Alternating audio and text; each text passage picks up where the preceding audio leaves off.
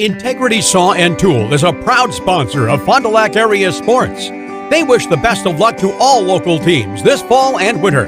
Integrity prides itself on being the fastest producer of high-quality cutting tools and providing the most reliable sharpening service in the industry.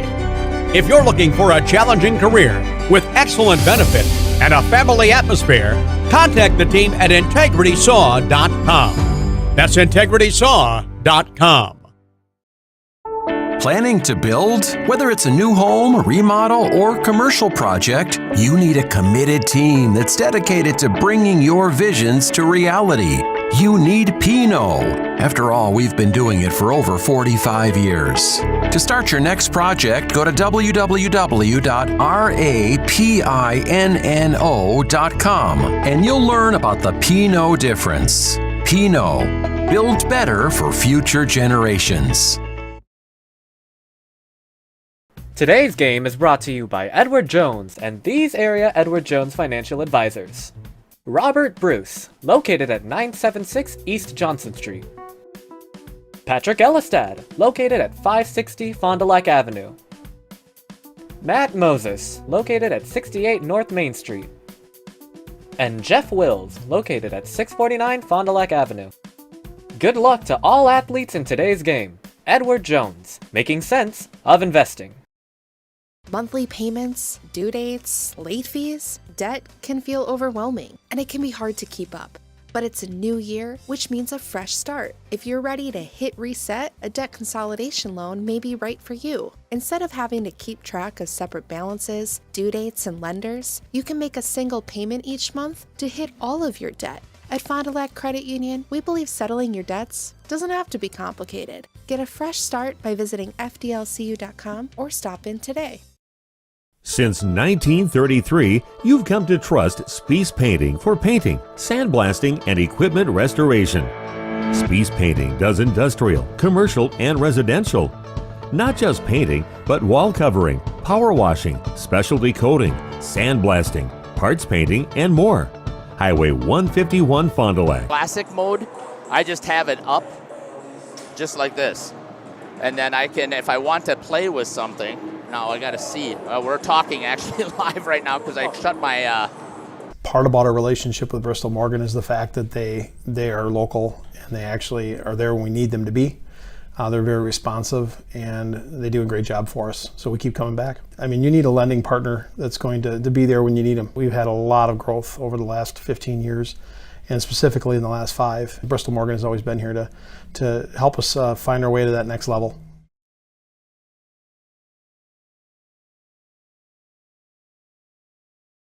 Go ahead and let the daydreams of spring begin. Shop the auto show sale at Holiday and explore all that's new from Chevrolet, Buick, and GMC. Say yes to enticing sale offers, get more for your trade, and experience Team Holiday's genuine guest care. We earn the trust of drivers from all over Wisconsin by following through and going the extra mile. It's what we do. Find yours and discover the difference at Holiday Automotive Fond du Lac. It's worth the trip.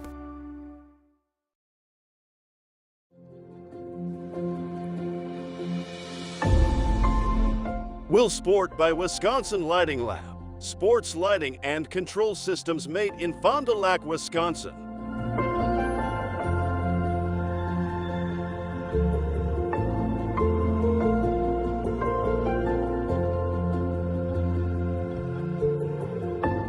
Will Sport, a premium sports lighting system. Factory direct application and product support along with its full line of complete LED lighting solutions will transform your athletic facility to the next level. Create an unforgettable fan and player experience.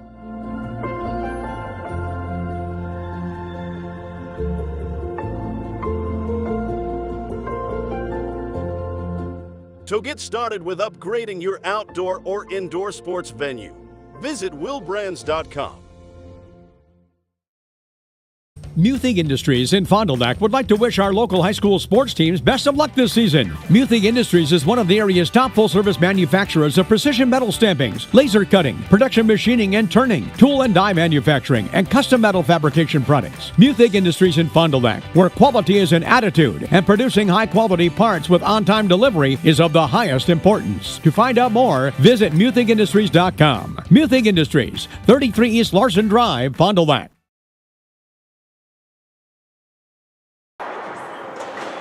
Welcome back here to the Fond du Lac Blue Line as we're getting ready for the second game here at the Fond du Lac Blue Line here in the Badgerland Conference tournament. Semifinals is going to be the Fond du Lac Cardinals taking on the Neenah Hortonville Menasha Rockets here. Let's talk a little bit about the team from Neenah, and then we will get the coach's interview, and then we'll come back and talk about the Cardinals. Neenah Hortonville Menasha are the number 2 seed in here, so you had Fond du Lac, Neenah, and Springs all tied at 6-1 in the, or 5-1 in the conference, 6-1 in the conference, 5-1. Leading scorer for the Neenah Hortonville Menasha under head coach Jeff Lindeman. Overall, their record is 13-8. Number 17, Ben Carey with 19 goals. Number 20, Mark Sutton with 12, and then Carter Simonson and Ty Lobbs, each with 10 goals. That's number 6 and number 44. Number 17, Ben Carey with 17 assists. Kelvin Zinda with 15 assists, and number 44, Ty Lobbs with 14 assists. That means your leading point getters for Neenah Menasha is number 17, Ben Carey with 36 points. Number 44, Ty Lobbs with 24 points. And number 20, Mark Sutton with 23 points. Justin, who's the goalie tonight? So Owen Diebert is going to be the goalie tonight. He's got a 4-6 record. He's faced 360 shots. He's saved 236 of those for 24 goals against, or sorry, 24 goals scored. And it gives him a goals against average of 2.48. That's a save percentage of 90.8. Let's call it 91%. He has no shutouts. As a team, again with that 13-8 record, Neenah has scored 42 goals in their first period and only given up 14. In the second period, they've scored 27 goals and given up 14. And in the third period, they really piled it on. 25 goals and only given up 9. They did give up an overtime loss, and that was to Fond du Lac. So we got that rematch here, and when I talked to Coach Saracen about it, he said, we were down 2-0, and they battled all the way back in the third period to get 2 goals to tie it, and then they got one in overtime to take the victory. Neenah is scoring 4.48 per game goals, and they've only given up 1.81. That's an amazing number.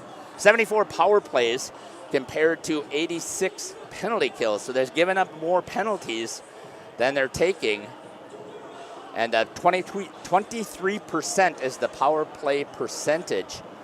And the penalty kill is executing at 89.5%. That is phenomenal special teams work on both ends. Again, 13-8. We're going to step aside, hear from some of our sponsors, and we're going to come back and hear that interview from Coach Saracen. You're listening to Jeff Sauer here on Radio Plus. Real estate is something that we are doing together. We're in it together till the end. The best achievement that I can have is when the property successfully closes. Probably the most rewarding part of my role with Addison Jones and Signature Homes is the ability to take a client from the very beginning stages of building a new home all the way down to the point where we turn the key and move them in and watch their eyes light up as they see the finished product. Buy it, sell it, build it. That's Addison Jones.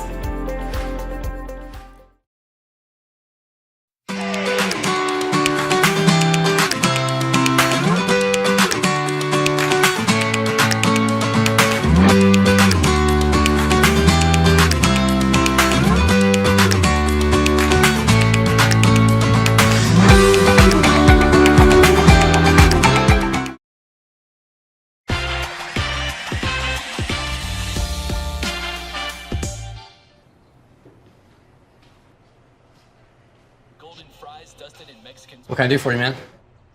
You know what? Really craving nacho fries. You guys got any of those? Ads are working. I don't know what you're talking about. What ads? Oh, like all the pictures I put over here in your bedroom. Oh, I put that there. See you later, man. Come on. Come on, you can do it. Yeah, come on, show me. Come on. Come on. Well, come on. Come on. Yeah. Good boy. Come here. Come on.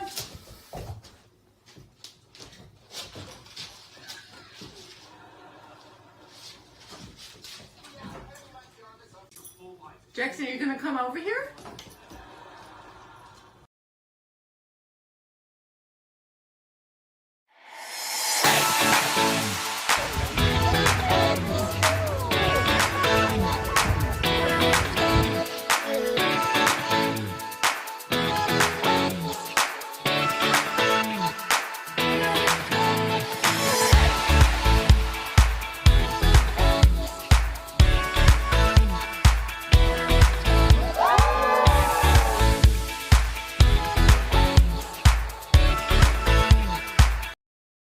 Winfield Homes is a locally owned, custom home building company of over 25 years that prides itself on great service, high quality, and providing the best building experience possible. Owners Jim Boudry and Jason Zellner are there for you every step of the way to ensure that your new home is built just the way you've dreamed it to be.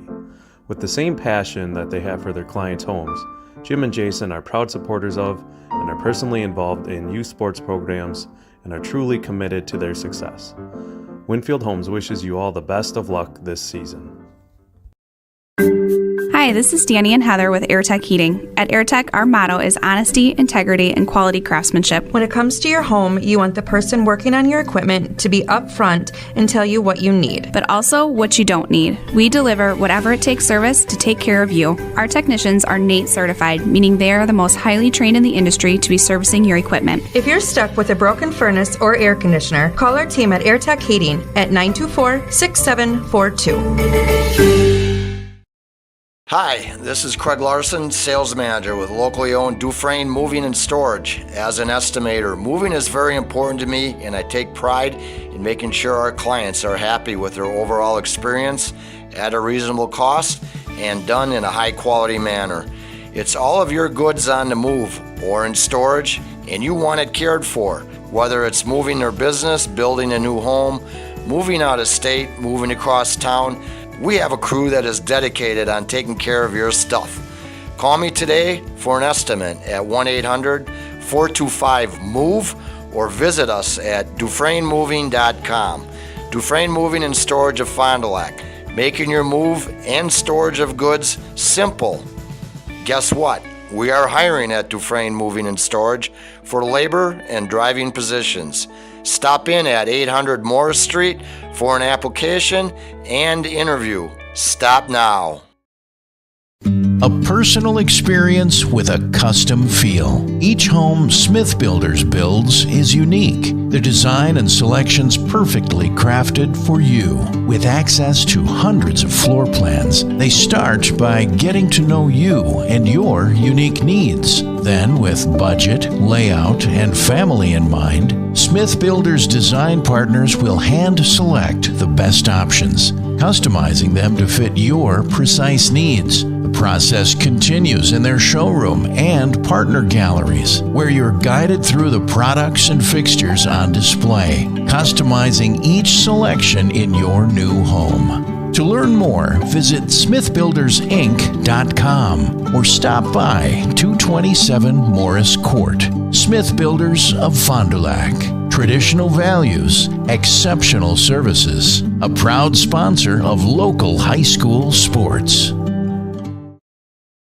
The Rademan family has been quarrying and producing natural stone products for over 50 years. Hi, I'm Brock Rademan with the Rademan Stone and Landscape Company. As the first member of our fourth-generation family-owned business, I'm proud to carry on the tradition of providing quality stone products to Fond du Lac and the surrounding areas. Is your driveway in need of repair?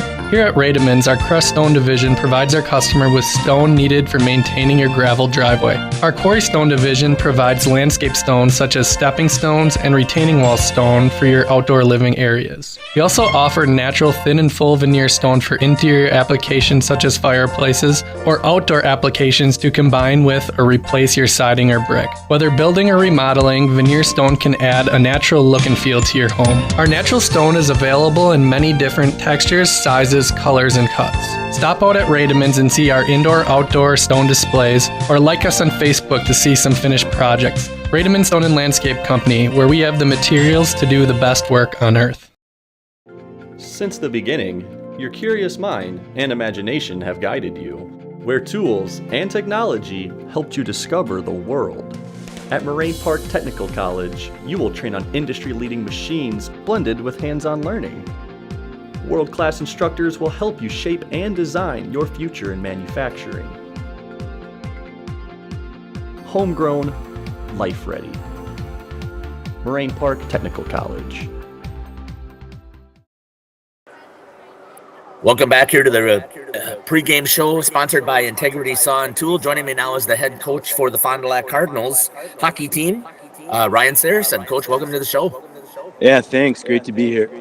Yeah, I'm very excited about this. Obviously, I will have to say I'm disappointed that Waupun didn't win, and then I could have kept all the games on the same side. But the Homestead team was tough, and we'll talk about them hopefully later on. But talk to me about your game here in the Badgerland Conference, and if you want to talk a little bit about how the whole setup works and your take on the Badgerland Conference tournament.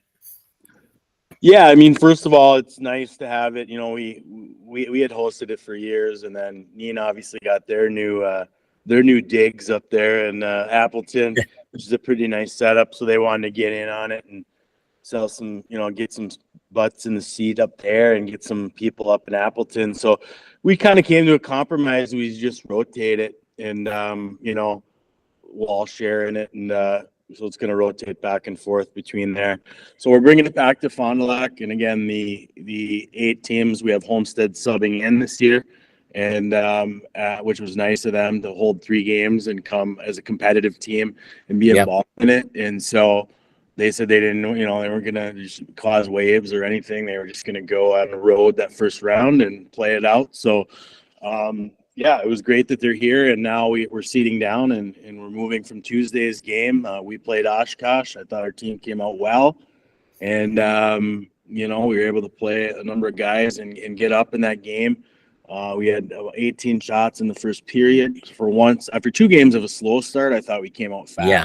That was an emphasis of us. Poor first periods against pretty good teams last 2 games, slow start. So we looked at everything and tried to figure out, from the mental side of things to the warm-up to whatever, to let's get out fast, So that happened. We only got the 1 goal in the first period, but there was kind of a breakthrough in the second, and then we felt pretty good the rest of the way. So now the teams are meeting in Fond du Lac Friday night, and on this night, and it's really cool to showcase all the teams of the Badgerland, and having 4 games, the rink to ourselves tonight, and everybody can bump back and forth and watch 2 sets of games on each rink.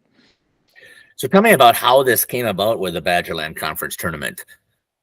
Yeah, I mean, it came about, just kind of like hockey stuff does, writing things down on paper, just bouncing ideas off of each other. Some of the older coaches in the Badgerland, some are gone. It was myself, Chris Hebel, some guys that, really, it was kind of becoming popular in like college levels and stuff too, like that precursor tournament to build up to like the national tournament or something to get you ready, So that was kind of our philosophy, and why not make a competitive environment and showcase our conference? And yeah, it took some work to get together and make sure you arrange the schedules and the rinks and those types of things. But I think it's been a positive and something to play for at the end of the year. Yeah, and my experience from a coach has been I think it's been fantastic to have potentially 2 different champions come out. You have your tournament champion and you have your regular league champion. And this year, correct me if I'm wrong, but I think St. Mary's Springs, being the 1 seed in the tournament, is considered to be the league champion. And now they're going to try and defend that here for their for the tournament. Yes, they. I mean, we actually are co-champions because we shared it. But yes, they are the number 1 seed. They're taking the number 1 seed in. And yeah, so now it's all about, there's a number of years back, a while ago. I mean, it's now who can prove that's playing the best right now. Right. To me, that's that December, October, or November, December doesn't mean anything right now. It's about hitting the hot streak and getting into the playoffs on the right note. So yeah, that's what I think points to that emphasis. Yes. So tonight's opponent is Neenah, Hortonville Menasha, the Rockets, and you beat them in the regular season in overtime, 3-2. So tell me, what have you scouted about the Neenah Rockets? Well, I mean, all compliments to them. I mean, I thought they took it to us the first half of that. It was tale of two games, and we got back at them in the third period. But man, they're playing well, to their credit.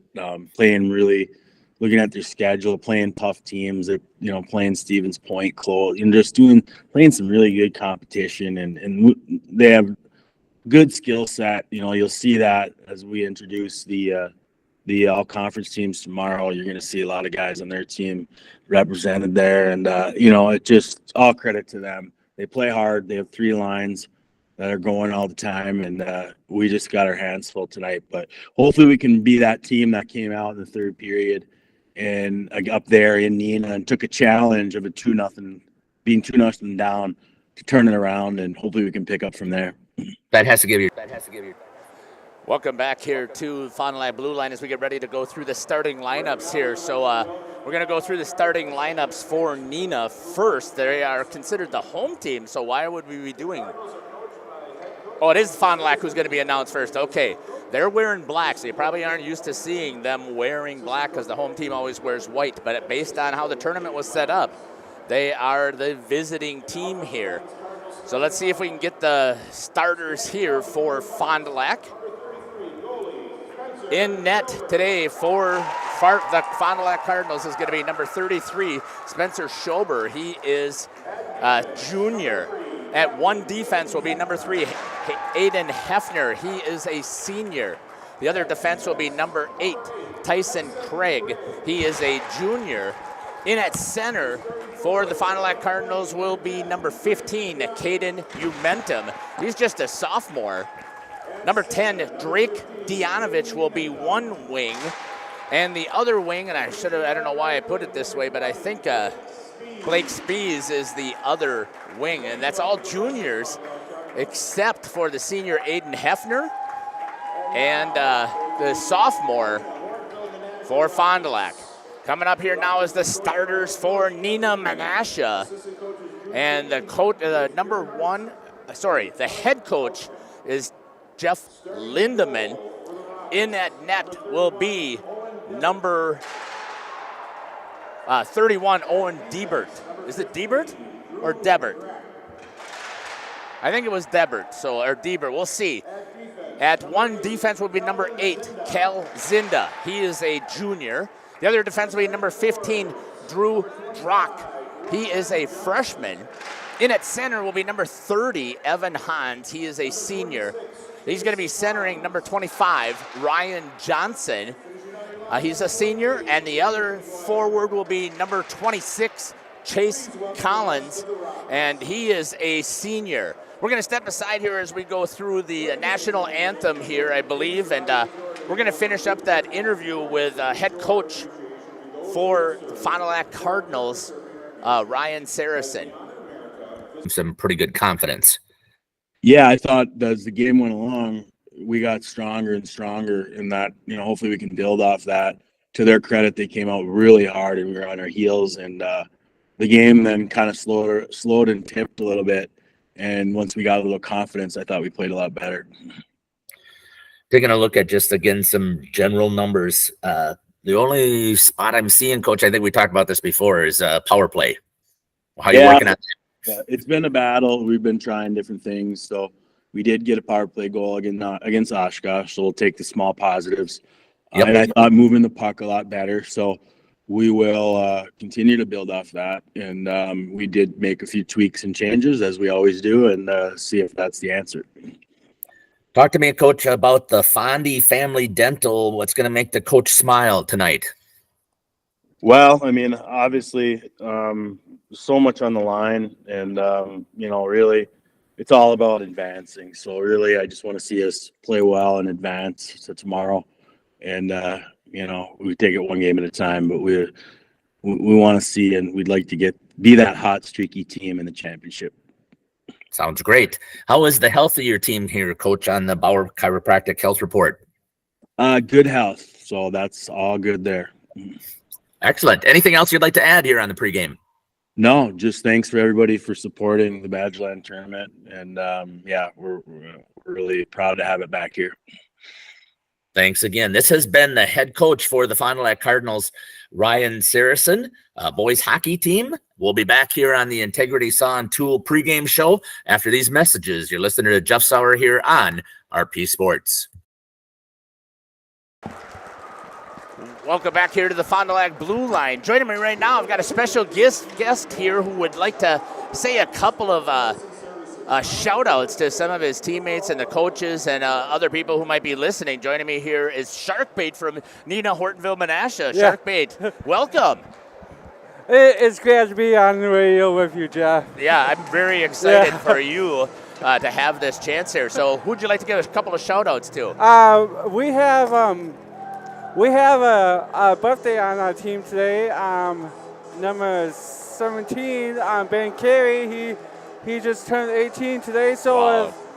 if anybody's listening or at the game, I wish Ben Carey a happy birthday, and I hope my team could pull it off tonight. And yeah, so again, I met Sharkbait about 3 years ago, I think it was, when I first got up at the community Champion Center. And he does a lot of live streaming too, and he's was able to help me out, and I really has appreciated having him come here. So thanks for joining us here on the show. Anybody else want to give a shout out to? I just say, hey, I'm in managing the team for 23. This is my 23 season so far, and awesome. That's great. Back here to some live action now. So we're going to jump in here. We're going to have to give your headset to Justin there. So good job, thanks Sharpie. for having me. And all. Yeah, we'll bet you. Thank you. Go NHM. We're cheering for the Cardinals. Here's a chance. We'll see you. Thanks, job, Sharpie. 23 years as a manager. Jeez. That's more than you're alive. No, I'm 23. Oh, okay. Caleb's 24. Yeah, I know. You should know that. I do know that, but it sounded good on radio. All right, here we go now. So Neenah, again, is the wearing white. They're with the number 2 seed. Fond du Lac wearing their darks. Good save there by Spencer Schober as he puts it down into the corner. Picked up there by number 3 for Fond du Lac. That's Aiden Hefner wearing the C. And I think it's going to be an offsides call. That's kind of what it looks like here skating in. I just didn't see it, Justin. Looked like it was offsides. Maybe a hand pass, but I think it was. Otherwise, it would have been all the way down if it was a hand pass. I'm pretty sure it was offsides. Yeah, Justin, again, thanks for helping me get everything organized here and doing a great job while I ran down there to do the announcing. So, again, I got a new system set up here, so we're going to see if we make sure that everything is working well when we get to do those interviews. I thought that the double mic worked okay. I thought it sounded good. Gives them more of a chance instead of backing away. I just got to make sure I'm grabbing a hold of it because they think that the microphone can pick up something down by their waist. Feeling each other out still. We thought that's how things have been starting out. And again, this rivalry isn't just from this year. The Badgerland, I believe, has been around for 20 years. Shot and a goal scored by Neenah. Number 6 on the goal, right through the 5-hole of Spencer Schober flying in there. And I did not see who got the assist, Justin. Did you happen to see who that was? I think it was number 17, but it was a great pass into the by Ben Carey. But I think it was a great pass. Good little 5-hole goal right there for Carter Simonson. That was a great move. Again, we talked about guys getting in tight, but he made a great move and actually opened up Schober into the 5-hole. Yeah, well, and he shot it right about the hash mark, so that's where you want to shoot it from. So Neenah Hortonville Menasha, the Rockets score first.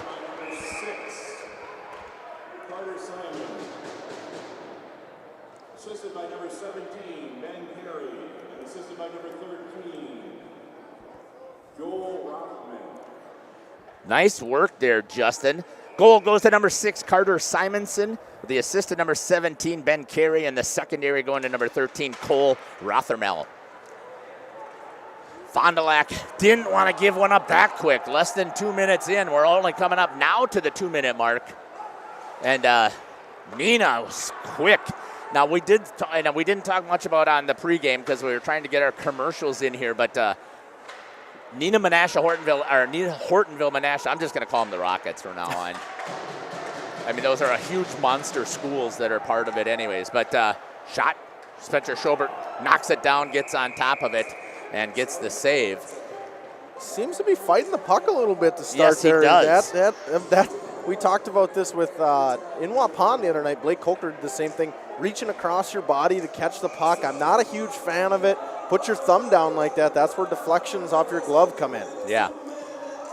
But we've talked about Neenah is hot. They are just a hot team right now. They've been playing against some of the top teams in Division I, and they've been able to come out with some victories, and they're holding their own as well. So, yeah, I talked to Coach Lindemann a little bit, and he mentioned that when they played Fondy the last time, the problem they had was it was a 2-0 game. They came out, and he wanted to come out with an intensity and get a hot start. He said, but they blew the lead. They said they kind of slowed down. He wants to make sure they keep the intensity through the entire game. Yeah, that came back, and when I talked to Coach Saracen, I don't know if he touched it on in this pregame show because I've had a couple of conversations with him, but he did talk about they were down 2-0. Yep.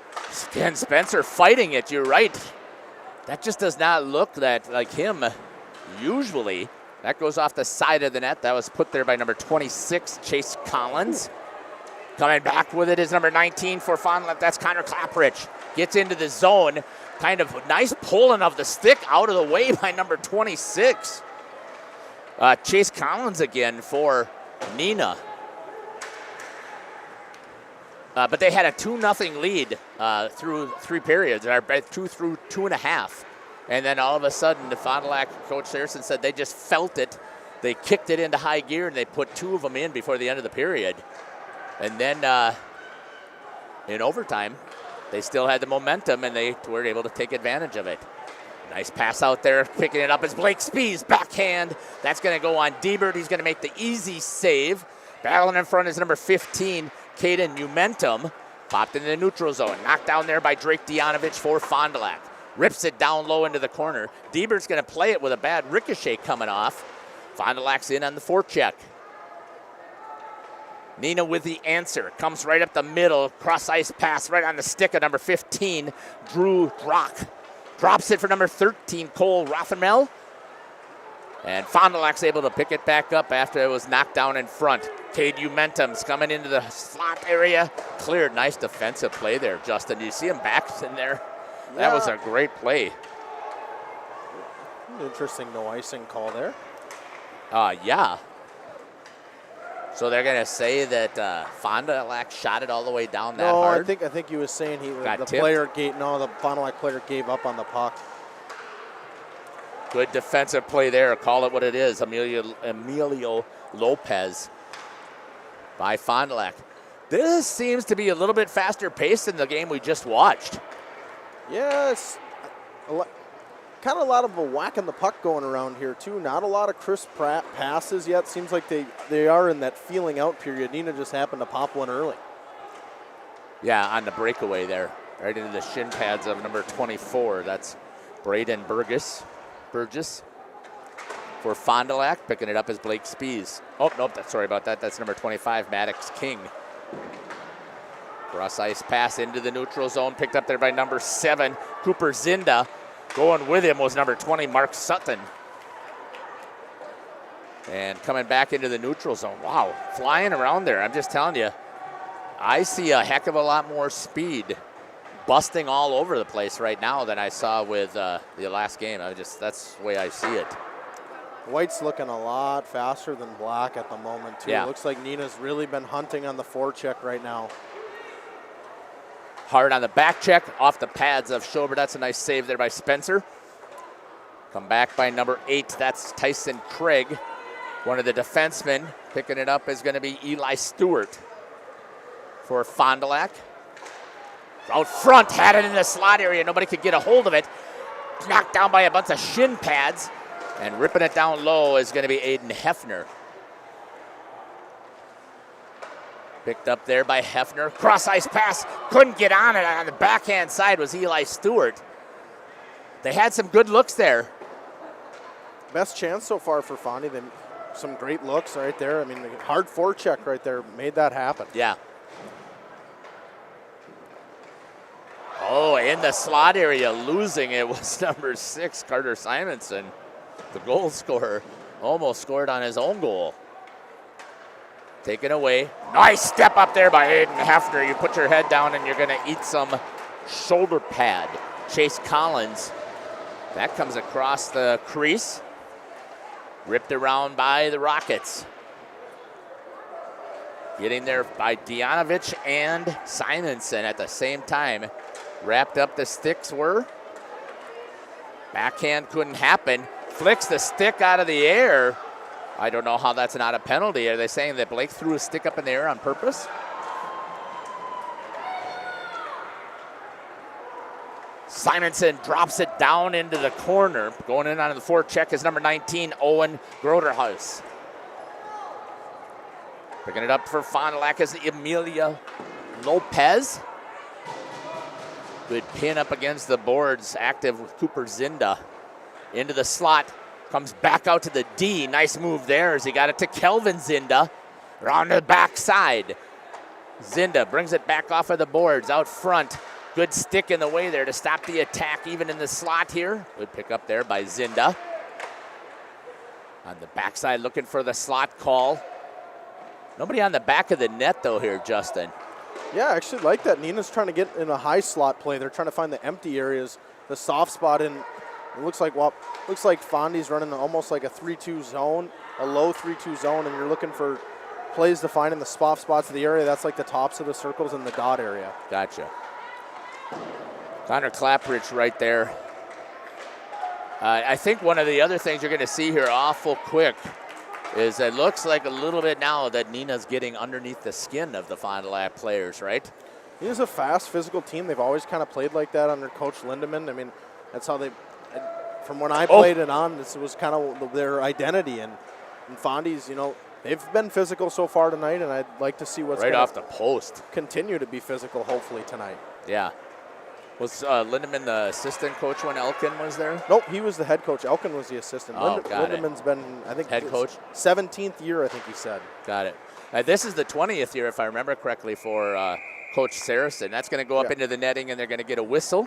So Lindemann this is his 20th year and 17th as the head coach.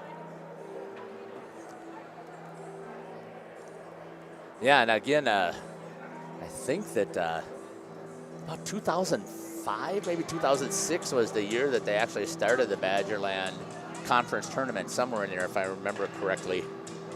I'm sure it's posted here somewhere, but didn't see it. I don't think we have any Badgerland banners in here at all.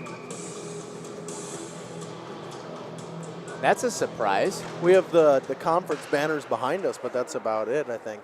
No, it was just the Marion Conference, actually, yeah. I don't think we ever had banners for conference championships in here. Huh. I said that kind of surprises me. Because it's very competitive. Nice breakout pass there by Tyson Craig, but a good intercepted play there by number 25, wearing the C, Ryan Johnson. Comes out here to Cole Rothermel. Makes a nice move around Craig. Stops, tried to get it on the backside, could not. Hops up over the stick of Eli Stewart. Oh, is that number 27? My apologies. That's Parker Zeebel. Neenah with it again. Off the defense. Drake Dianovich gets there first. And it's going to be set up in the corner. Hard skating there by Dianovich. Tried to pop it back out here. On the other side again, out to the defense. Nice job there again. I like that play by Emilio Lopez. Not winding up as a slap shot, just getting a little bit of momentum moving with the stick, but a lot more control. That's going to go under the stick of Connor Clapridge, and it's going to get an icing at 6:54. Okay, assess the first couple of minutes here, Justin. Yeah, Fondy looks sloppy in my opinion. I think that's just kind of how it is. The pucks are bouncing on them. They're not making crisp passes. I think Neenah's offensive zone play has been very good. They've been working it around the outside. Not a lot of plays into the middle of the ice, though. You like to see more chances coming in the middle. Schober seems like he's settled down a little bit after the first couple awkward bounces that came in on him. I don't think he was, I shouldn't say he wasn't ready for it, because that's not true. He's always ready. But I think the pace and the speed caught him by surprise. Don't expect less than a minute or minute 30 in that you're going to get a breakaway. Right, yeah. Spencer plays it, stops it behind the net, picked up there by Emilio Lopez. Gets it over here to number 7, that's Nick Obernieder. Rims it around. Burgess let it go, and it's going to be picked up there by Cooper Zinda. Into the neutral zone. They got to get back and tag. That'll give a little bit of a reprieve. Connor Clapprich. Put it on the stick of number 24, Braden Burgess, and he's just having a hard time handling it. A great shoulder save there by Schober. Guy tried to go short side again on him. It just sloppy from Fondy. There's been a lot of missed passes, and passes are going into the skates and not hitting guys on the stick. It's just, Coach Saracen's most likely not going to be happy after this first period. Yeah, and he has said that that's been some other issue. They just have not started fast.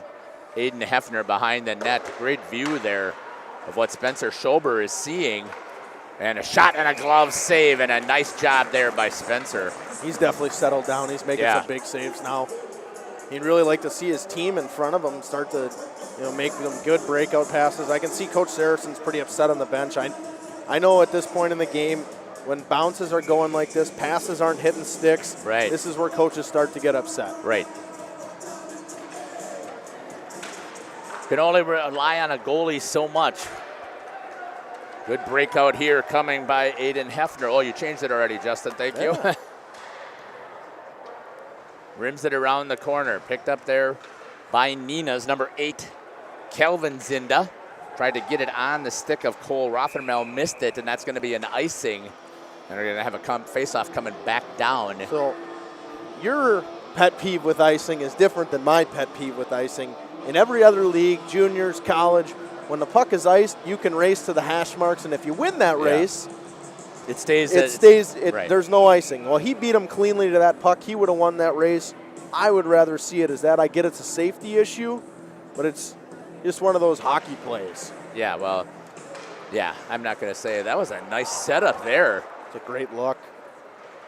Watching Hefner coming around, it almost looked like a picket fence in basketball. It's a set face-off play. Yeah. Saracen's run that for years. He loves that play, and a lot of teams do like that play where the D comes in hard. Off of the shin pads of I think Tyson it's Craig. stuck in his pants. Yeah, I think it got stuck in underneath the breezer, and they get a whistle at 5:03. Yeah, I agree with that too, because that's the next step, I think, in how to evolve the game and really focus more on the speed aspect. Fond du Lac trailing 1-0 here from the Fond du Lac blue line in the semifinal game here of the Badgerland Conference Tournament. Number 2 versus 3. Fond du Lac's the 3. I was looking at the C on number 25 for Neenah, Ryan Johnson. Two-person forecheck there. Reverse direction. That's exactly what you need to do, right, Justin? When you're down there low. I mean, they have been doing it, but the passes haven't been connecting. Yeah. And the puck's not getting out of the zone fast enough. Yeah.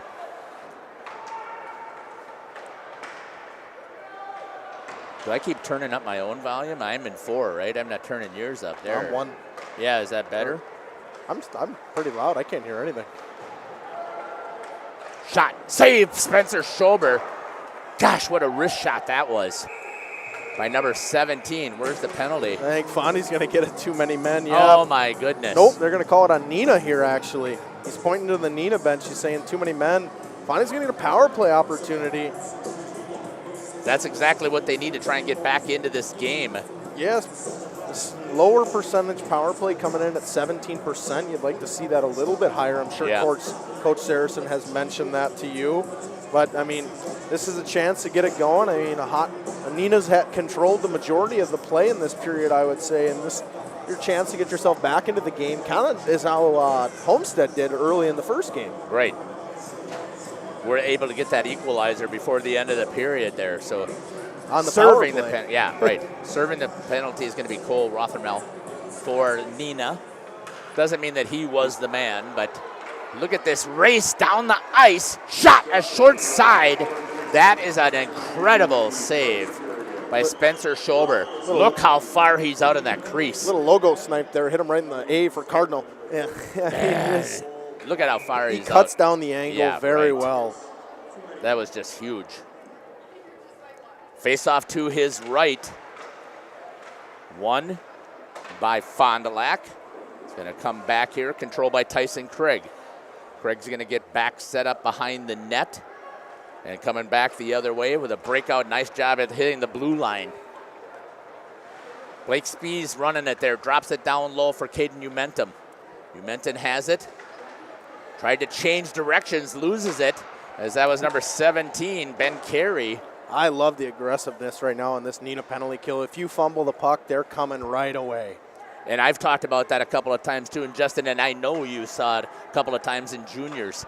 You just cannot think on your power play when they are on top of you, and you're not expecting it. You're expecting people to back off and not challenge, and they cut down the passing lanes and the aggressiveness. There's a turnover right behind the net.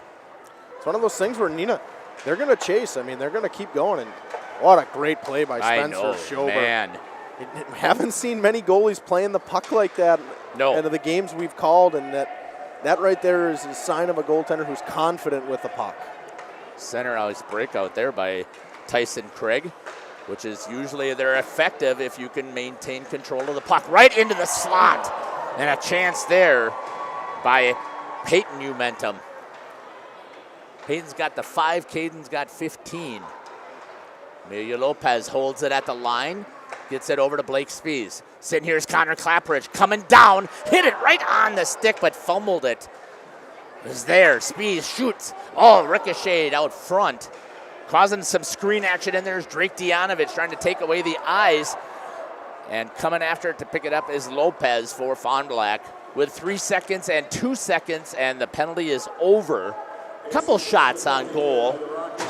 I don't know if any of them actually got there. I think there was one shot on goal. The tip in front there by Umentum actually hit the pad.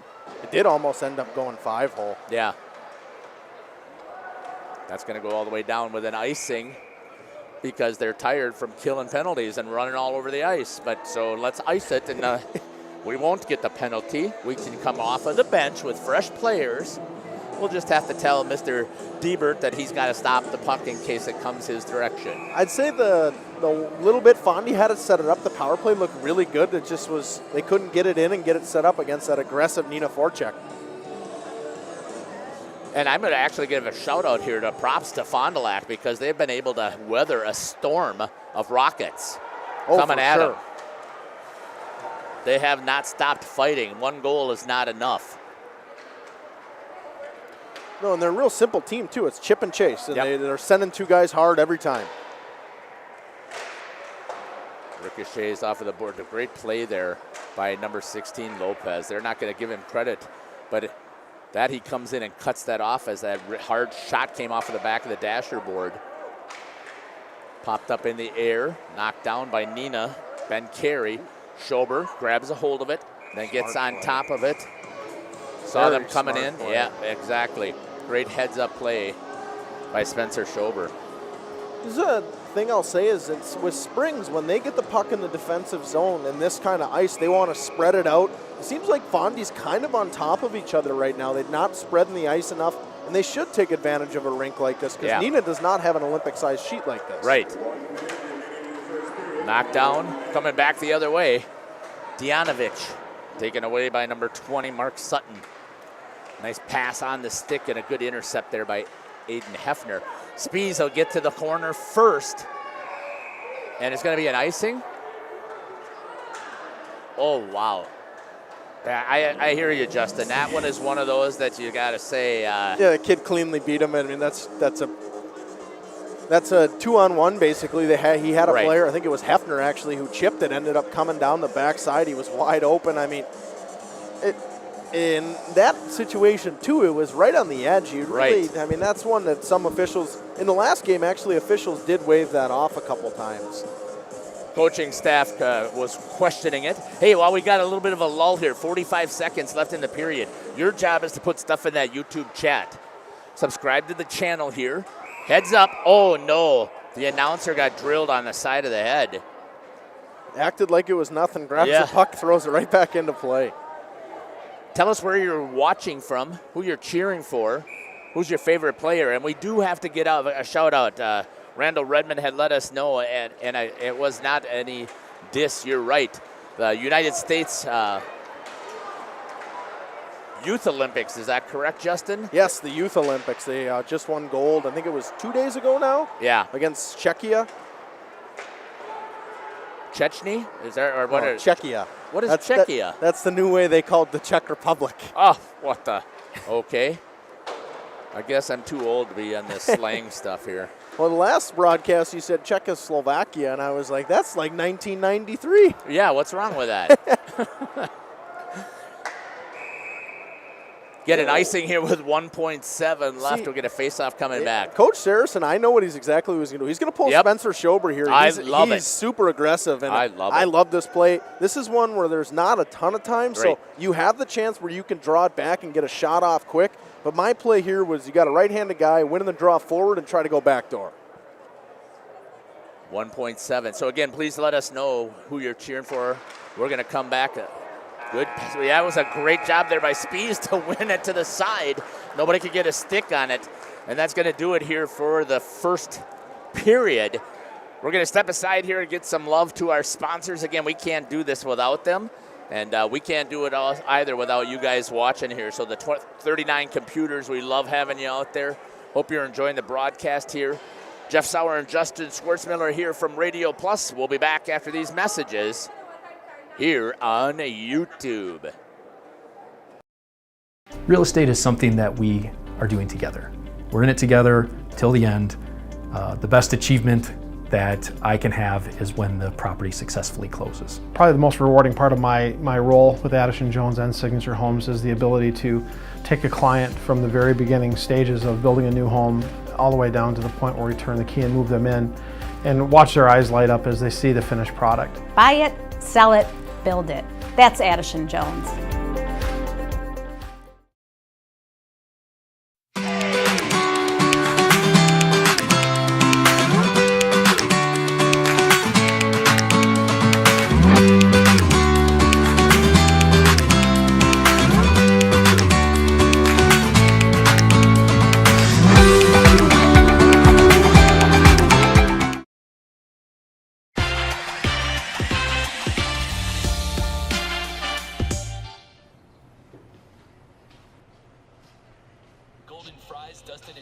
What can I do for you, man?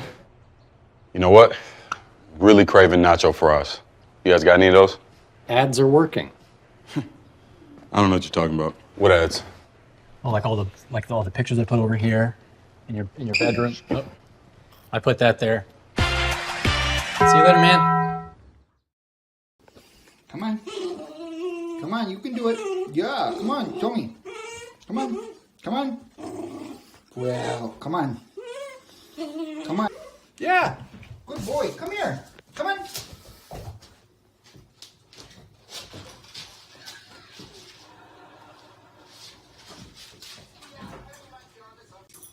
Jackson, are you going to come over here?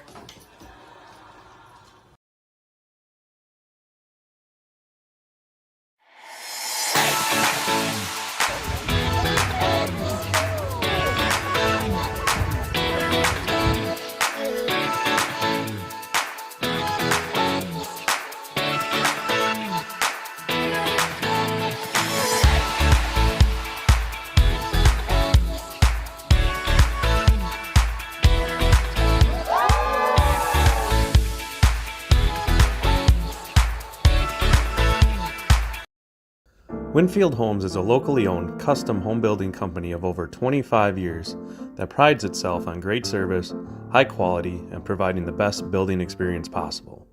Owners Jim Boudry and Jason Zellner are there for you every step of the way to ensure that your new home is built just the way you've dreamed it to be.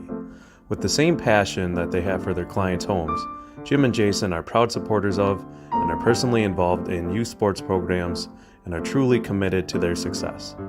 Winfield Homes wishes you all the best of luck this season.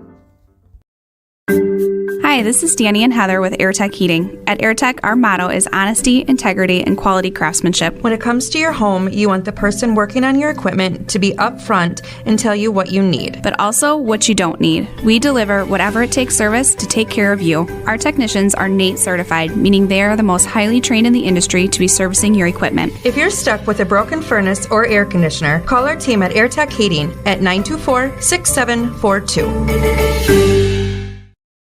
Hi, this is Craig Larson, sales manager with locally owned Dufresne Moving and Storage. As an estimator, moving is very important to me, and I take pride in making sure our clients are happy with their overall experience at a reasonable cost and done in a high quality manner. It's all of your goods on the move or in storage, and you want it cared for, whether it's moving their business, building a new home, moving out of state, moving across town. We have a crew that is dedicated on taking care of your stuff. Call me today for an estimate at 1-800-425-MOVE or visit us at DufresneMoving.com. Dufresne Moving and Storage of Fond du Lac, making your move and storage of goods simple. Guess what? We are hiring at Dufresne Moving and Storage for labor and driving positions. Stop in at 800 Morris Street for an application and interview. Stop now. A personal experience with a custom feel. Each home Smith Builders builds is unique. The design and selections perfectly crafted for you. With access to hundreds of floor plans, they start by getting to know you and your unique needs. Then, with budget, layout, and family in mind, Smith Builders design partners will hand select the best options, customizing them to fit your precise needs. The process continues in their showroom and partner galleries, where you're guided through the products and fixtures on display, customizing each selection in your new home. To learn more, visit smithbuildersinc.com or stop by 227 Morris Court. Smith Builders of Fond du Lac. Traditional values, exceptional services. A proud sponsor of local high school sports. The Rademan family has been quarrying and producing natural stone products for over 50 years. Hi, I'm Brock Rademan with the Rademan Stone and Landscape Company. As the first member of our fourth generation family-owned business, I'm proud to carry on the tradition of providing quality stone products to Fond du Lac and the surrounding areas. Is your driveway in need of repair? Here at Rademan's, our crushed stone division provides our customer with stone needed for maintaining your gravel driveway. Our quarry stone division provides landscape stones such as stepping stones and retaining wall stone for your outdoor living areas. We also offer natural thin and full veneer stone for interior applications such as fireplaces or outdoor applications to combine with or replace your siding or brick. Whether building or remodeling, veneer stone can add a natural look and feel to your home. Our natural stone is available in many different textures, sizes, colors, and cuts. Stop out at Rademan's and see our indoor-outdoor stone displays, or like us on Facebook to see some finished projects. Rademan Stone and Landscape Company, where we have the materials to do the best work on earth. Since the beginning, your curious mind and imagination have guided you, where tools and technology helped you discover the world. At Moraine Park Technical College, you will train on industry-leading machines blended with hands-on learning. World-class instructors will help you shape and design your future in manufacturing. Homegrown, life-ready. Moraine Park Technical College.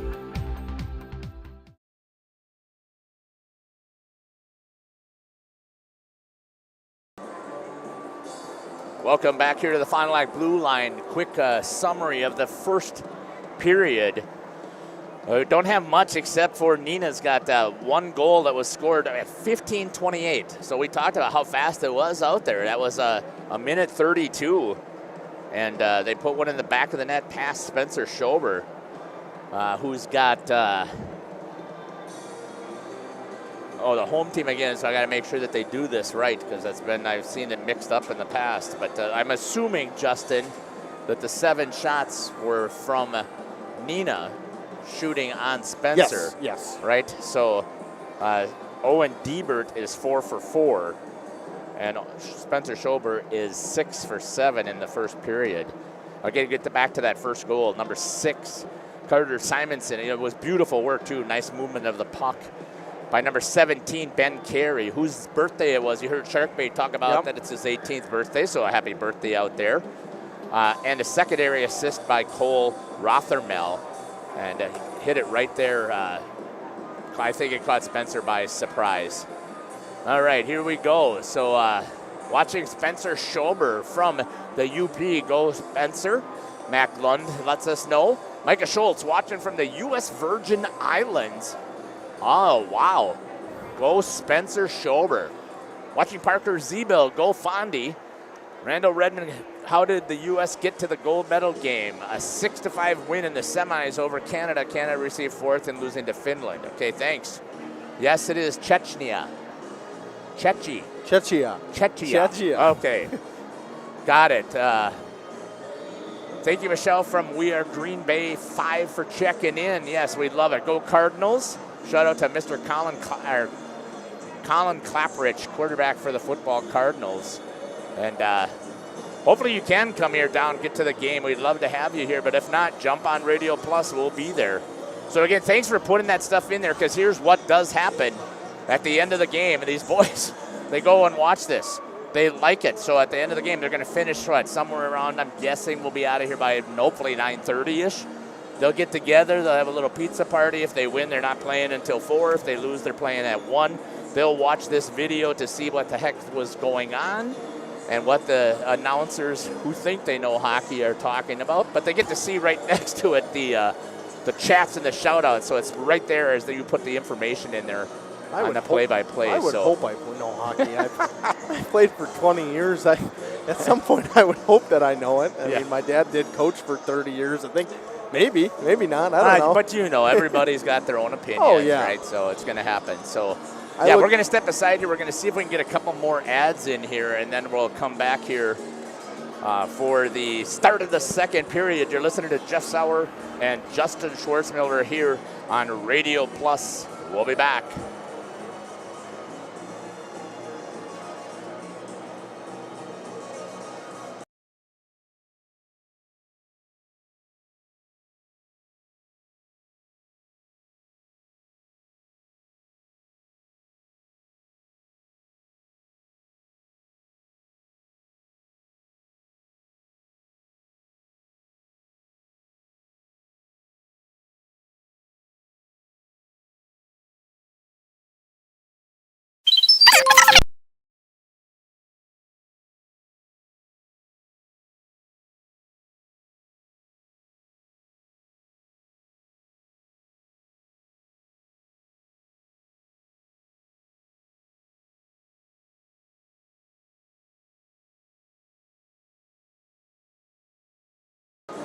Well, I'm messing around here, folks, trying to get a couple of those ads working here, and I just don't know what I did.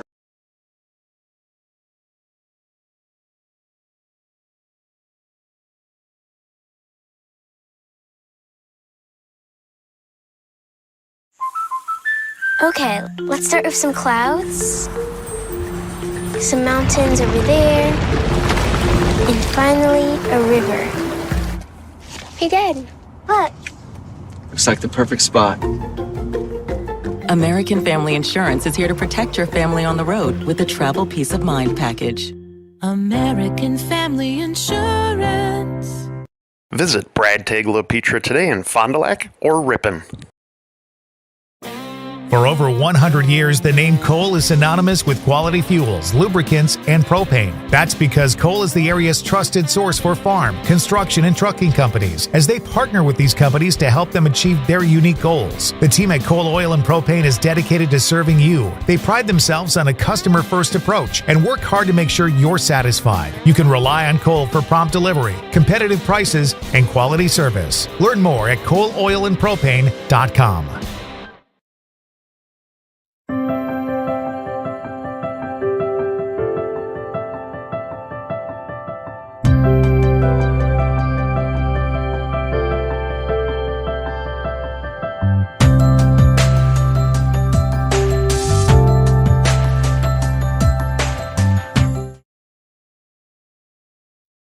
Hey, I'm Jeff Cornelli. I'm the owner of Tavern on the Avenue, Bob's on the Avenue, Just Love Coffee on the Avenue. Just Love Coffee is a franchise out of Nashville, Tennessee. We actually interviewed 30 different people, and these people are above and beyond better than anybody else. 90% of the money that is made in the coffee shop is donated to charities. There's nothing in Fond du Lac like this business. It's very upscale, it's family oriented. We got kids games, the kids can play their games, the families can come here at birthday parties and have coffee at the same time. Team on top of the game for screen printing, custom awards, signage, and embroidery is Hoppers. Hoppers Silk Screen and All-Star Trophy, located in the heart of Fond du Lac, can custom print to 1 shirt or 1,000. Pick from Under Armour, Gildan, Nike, and more. Choose your school for a custom one-of-a-kind look. Need banners, signage, or vehicle wrap? The team at Hoppers does it all. Hoppers Silk Screen and All-Star Trophy at the corner of Main and Merrill, Fond du Lac. Get more now at hopperware.com. That's hopperware.com. Here at Pizza Ranch, we believe in happy accidents, like in 1964, when a Buffalo, New York restaurant owner accidentally bought chicken wings instead of chicken necks. The 60s were a crazy time. Well, decades later, and the mistake turned masterpiece is now at Pizza Ranch. Introducing our new traditional and boneless chicken wings, tossed in our signature sauces. 2 more ways to get the country's best chicken available for carryout and delivery. Maybe it wasn't an accident after all, just delicious fate. Pizza Ranch. Scotty's Auto Works for affordable auto care, from tires and alignments to routine auto maintenance. Trust the guys at Scotty's Auto Works, next to Pump and Pantry, Fond du Lac. At our store, it's about the people, and it's about the experience you have from the minute you walk through our doors. It's about serving you and listening to what you came in for. It's having real conversations with people in our community, and it's giving back. It's being a one-stop shop for all your electronic, appliance, and home furniture needs. Since 1922, we've been sharing our knowledge and providing pieces that make your life just a little bit better. Silica for your home.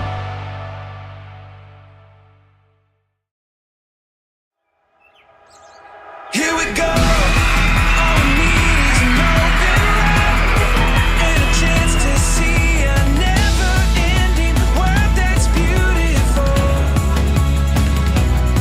Here we go, with the sunlight on our skin. It's a brand new day, it's ours to take, and we will let it in. This is where the adventure begins. Welcome back here to the Fond du Lac blue line. Just saw the puck drop.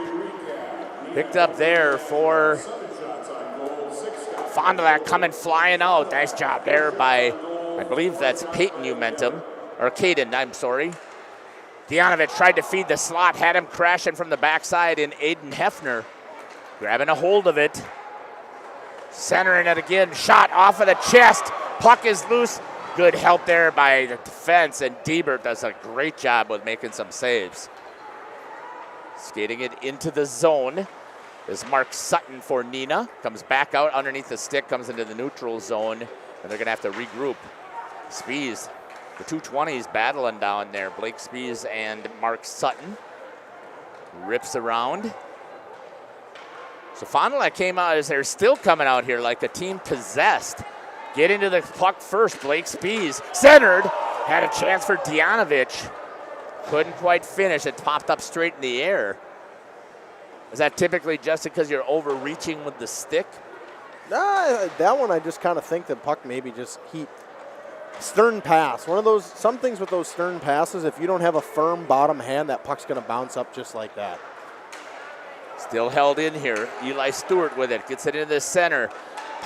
Backhand opportunity there by number 27, Parker Zeebel. This looks like a whole different Fondy team than we saw in the first period. They're coming out real strong. Coach Saracen definitely said something in between periods to get this team going again. Yeah, I don't think he said nice job. Keep it up. I'm guessing. Just, I got to put the sarcasm away for today because I like Coach Saracen. I like all of the coaches that I get to have conversations with. I get to see them on a different level than as a competitor when we were playing against them. And I love it. And my only bugaboo right now, good save there by Diebert once again. The only thing that really is getting in my craw is the senior class tournament. That's really the thing I cannot. Yeah, I mean, it's very irritating. It was a big thing, and then it's, I guess, people just don't care as much anymore. I don't know. I mean, well, COVID caused some headaches, right? Yep, and always wanted to get, those seniors always wanted to get one more chance, just to play and have some fun. I mean, the senior class was very fun when we played. I mean, it would. Yeah. We were actually projected the favorites, and we ended up losing our first game. I mean, yeah, it's just fun. You get to play with guys from your section that you play against for 4 years. Right, exactly, and that's what makes it an interesting tournament, and Waupun did a fantastic job of hosting it, I thought, and we were doing the broadcasting there for really a minimum, and you had to try out to make the team. Not anymore. First one who signs up is on the team. So if you know you're not very good of a senior and you want to play senior class, you don't have to try out. Just pay your money and get on the roster. Yeah, so that's and I still have yet to see whether it's actually been endorsed by the Coaches Association. Prep Hockey twice. Del Scanlon, I think it is putting it twice out there, putting props for it, which again I think is very disappointing to me. So there's my little senior class pitch for today. We'll get back to it tomorrow. Let's get some hockey rolling here on the stick. Nice job there by Neenah getting it into the zone. Drops it, cuts through, collapsing on it, and Spencer Schober tracked it the whole way. That was really a nice play there. I thought that it was going to be too tight for the Neenah player coming through in number 17. I thought that Ben Carey, there's not much way he's going to get through those two guys. And just lost control of the puck, and it rolled in on Spencer Schober. Thank you again to the 51 computers who are logged in and following us. We really appreciate that. You can still continue to let other people know that this is going on. We still got over a period and a half of hockey.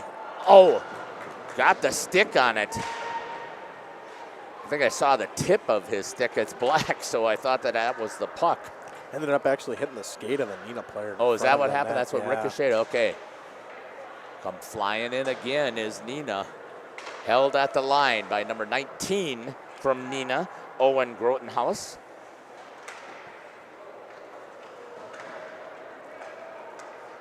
Drake Dianovich trying to get it through the zone. Tried to get it to Blake Spies. Could not. Even he was laid out. It's going to be picked up over there by Tyson Craig, and Aiden Hefner hammers it back. Comes back down into the zone. Dianovich with it. Looks to come around. Drops it to Spies.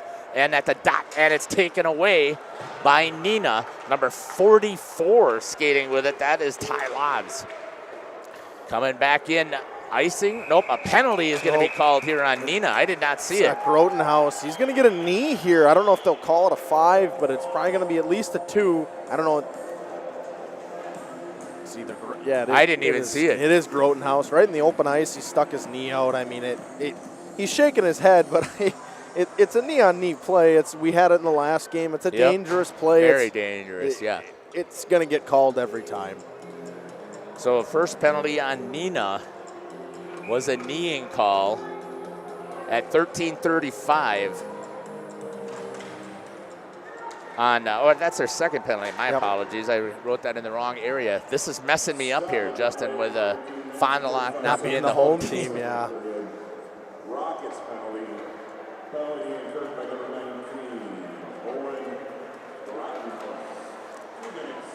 Grotenhouse for the puck was in front there. A good opportunity for Fond du Lac. Kind of liking the view you get there. Swings it all the way back across the top. You can see when the goalie is screened or not screened. That's going to ricochet all the way down. Spencer Schober plays it, stops it behind the net. Gave number 16 for Fond du Lac, Amelia Lopez, a chance. Blake Spies with it. Here's that pressure we were talking about again. It's so hard to think. They haven't crossed the red line yet.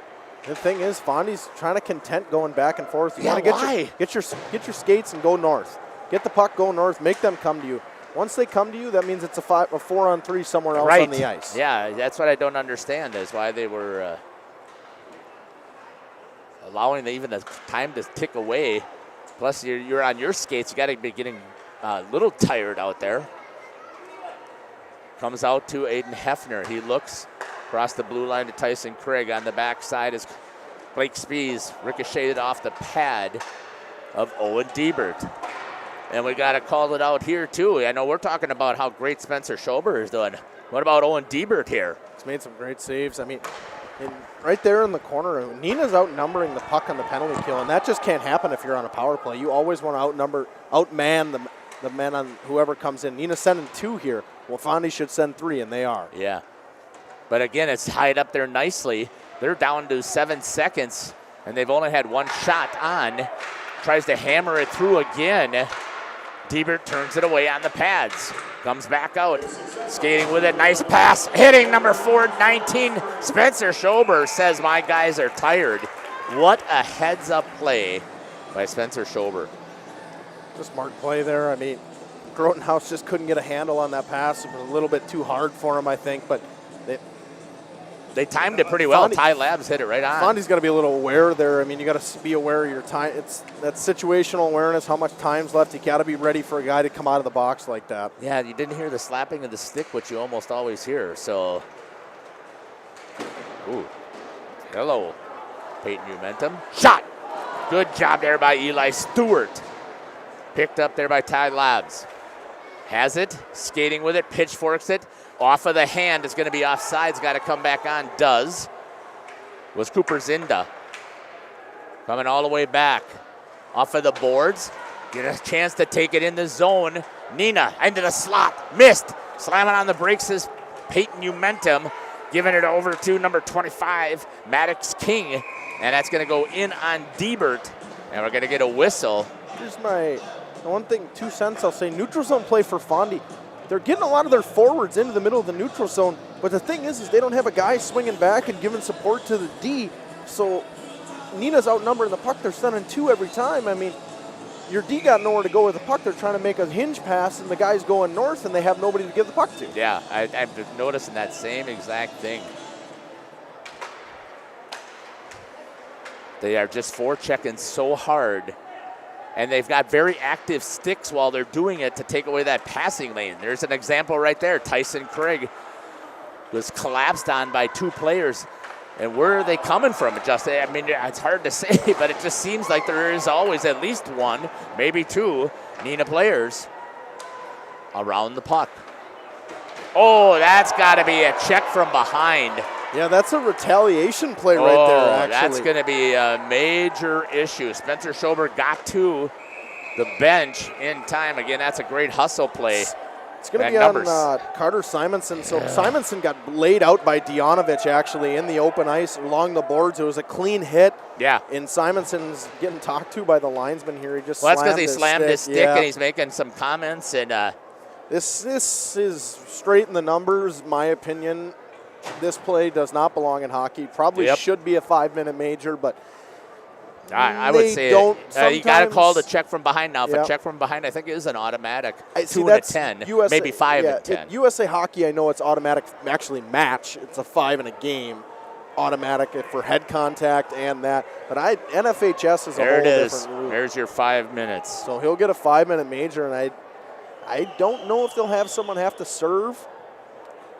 I would assume if he's got a 5, he may not even be back in the game. I don't remember. So they're gonna have him serve a 5. It's gonna be a 5 and a 10. So he'll be sitting here until about the 12-minute mark of the 3rd period. Well, he's lucky he's even still eligible for the game, really. got to keep control of your emotions too out here, right? Yeah. Let's see what happens here. So what's so special about 5 minutes, Justin? You can score as many times as you want. Yeah. It's kind of fun.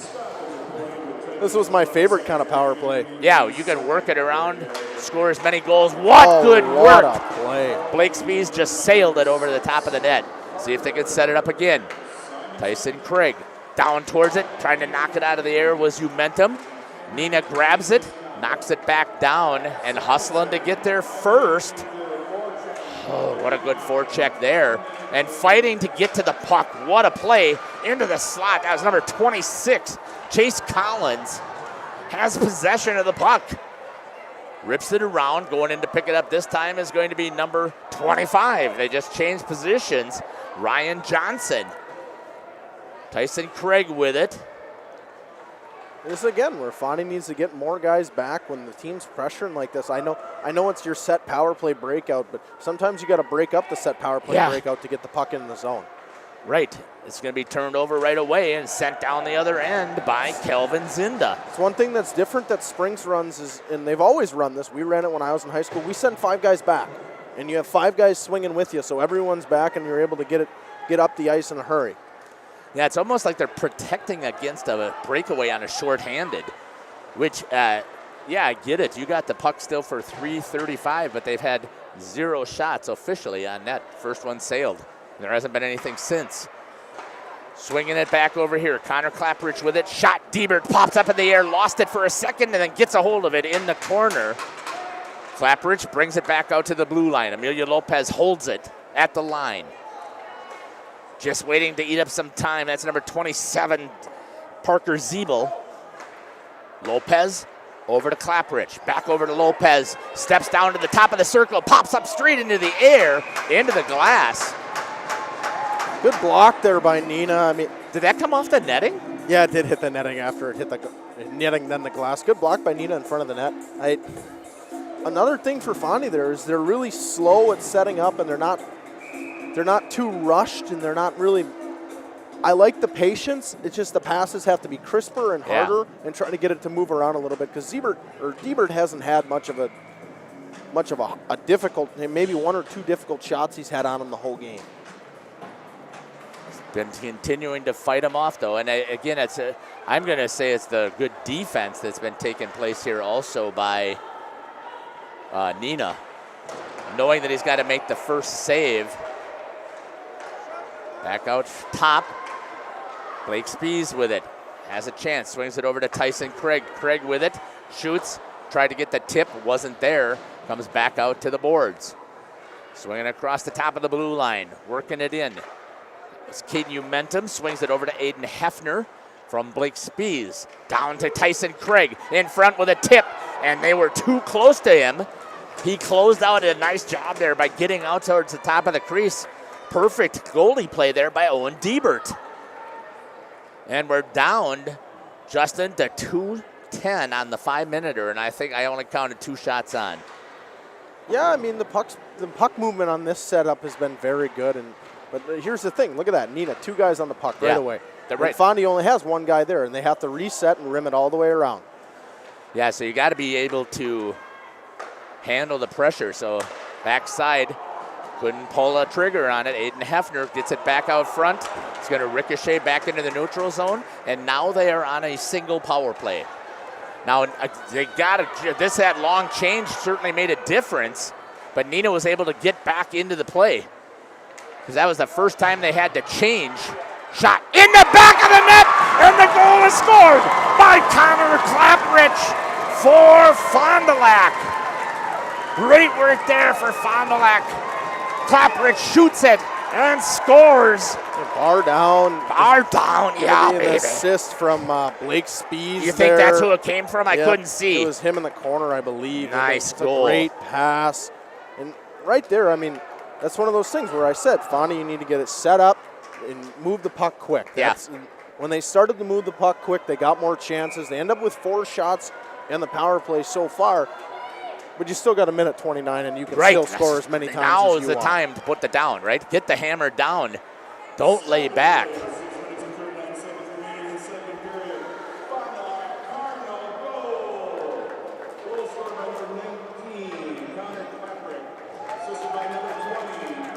Nice call. Blake Spees on the assist.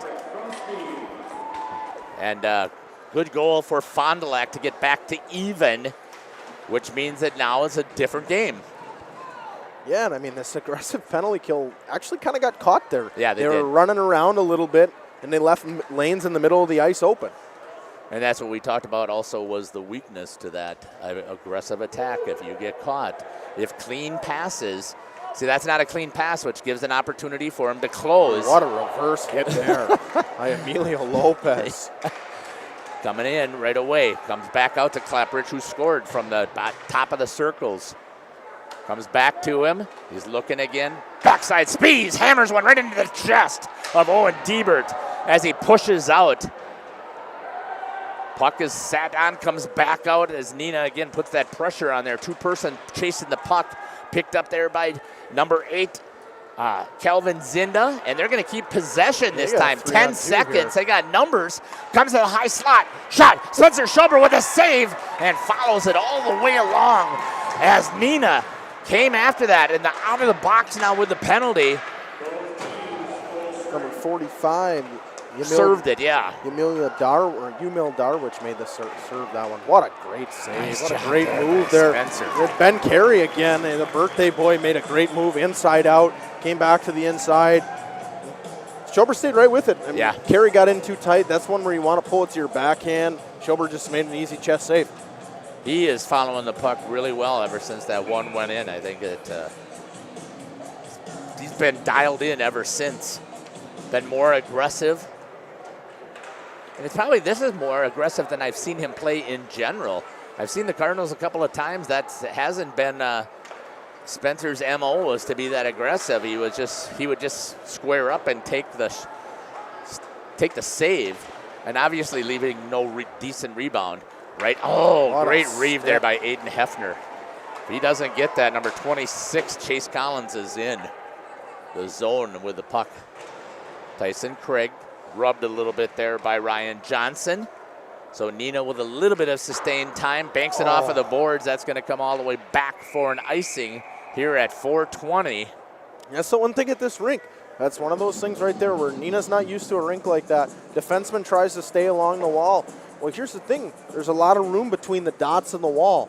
The puck goes off the wall like that. I mean, number 22 had a chance for a breakaway there, Yeah. or easy 2-on-1 or 2-on-0.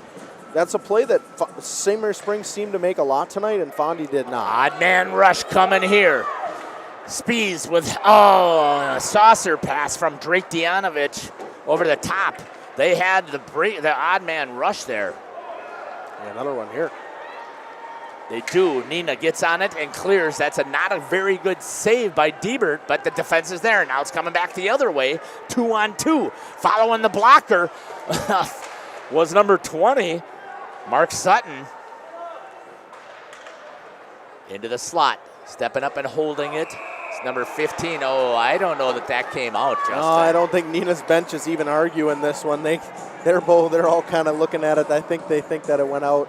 The guys along the blue line. Maybe. We didn't quite get the camera shot on it, so we got to trust the official, right? And I say that all the time. From here, it looked like it was in, but I don't have the advantage point that the official had. And the majority of the time, when benches think it's in, you see an argument, but the Neenah bench didn't argue it at all, so I'm gathering that they saw it and they knew it was offside. Well, I wonder if a warning was already given to the bench because of the misconduct that was down, or the check from behind. And I'm surprised they didn't say that they slapped another 2-minuter on him or another 5-minuter for the unsportsmanlike conduct. They just gave him the 5 and the 10 for checking from behind. Yeah, I know, but that's what I'm saying. I'm surprised they could have added on to it again with. I'm sure he said something, and as he slammed down the stick. Yeah, I mean the line. If it was a referee, I could see it. Linesmen, they're a little more lenient when it comes to that kind of stuff. Yeah, but I was looking at this crew. These guys have rotated it. I've seen them. This 3-person crew as they've rotated the different positions, which is what you want when you have a 3-man crew. You don't want to always be the lines person. You don't want to always be the referee. Wide shot there by number 17, Ben Carey.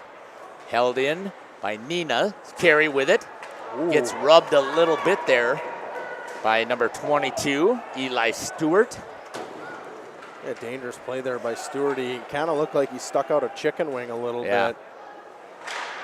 Popped up into the air. That's going to go out of play, and we'll get a whistle here at 2:31 left here in the second period. And we're tied at 1.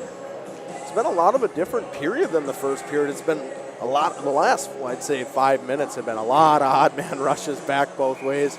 Good back checks, but both teams, you don't want to see this all night long either. Too many odd man rushes can cause a lot of chances for both teams. I'm all for high scoring games though. Yeah, I don't mind a 2-1 victory if the two goalies were battling and playing hard and they still are playing decent hockey. Good stick by Schober there. And a nice clear by number 20, Blake Spies. Tried to get it back in front of him. Clapperich is protecting the house. Comes out, Spies gets a hold of it, whips it down. That'll be another icing here with 1:58 left here in the second period. Hey, thanks to all the 20 computers that are logged in there with us. We really appreciate you following. We'll come back and we'll check some of the information that you've put in there. So once again, would love to let us know where you're watching from. Should have at least 55 comments in there. 55 computers or phones or tablets or whatever logged in. Are you a Rockets fan or a Cardinals fan? Maybe you're a Blake Spies and Aiden Hefner fan. Or a Kelvin Zinda. Let us know that because we like to give those shout outs. We really do. The kids appreciate it too, that they know that other people are watching. And I'm not sure, the setting may have been set. I didn't create this link, so it may have been set that you have to subscribe first. Shot into the belly. Spencer couldn't grab a hold of it, but he stops it, and the defense does their job and clears. Cooper Zinda with it, drops it down into the corner. Hustling after it was Neenah's number 44, Ty Lobbs. Come flying in there was Cooper Zinda. Trying to get it around the corners. Gets it out to Lobbs, but he couldn't get the shot off. In the slot, couldn't bank it in, was Zinda. That's going to go off a couple of sticks, and it's going to sail at 57 seconds remaining here. Great block right there by number 27, Parker Zeeble. Off that rush, I mean, Schober just came out and challenged, took away the angle again, made a great save. I mean, if you're a shooter, you want to try to maybe change the angle and find a corner, but it's going to be tough. Both of these goalies are playing great.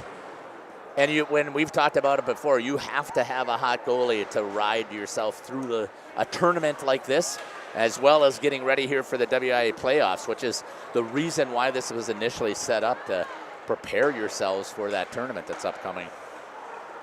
Coming down on 35 seconds. Coming back the other way is Blake Spies, I believe that is. Nope, that's Dianovich. Drake Dianovich has it. Spies is out here. I couldn't see him there. I was following the puck.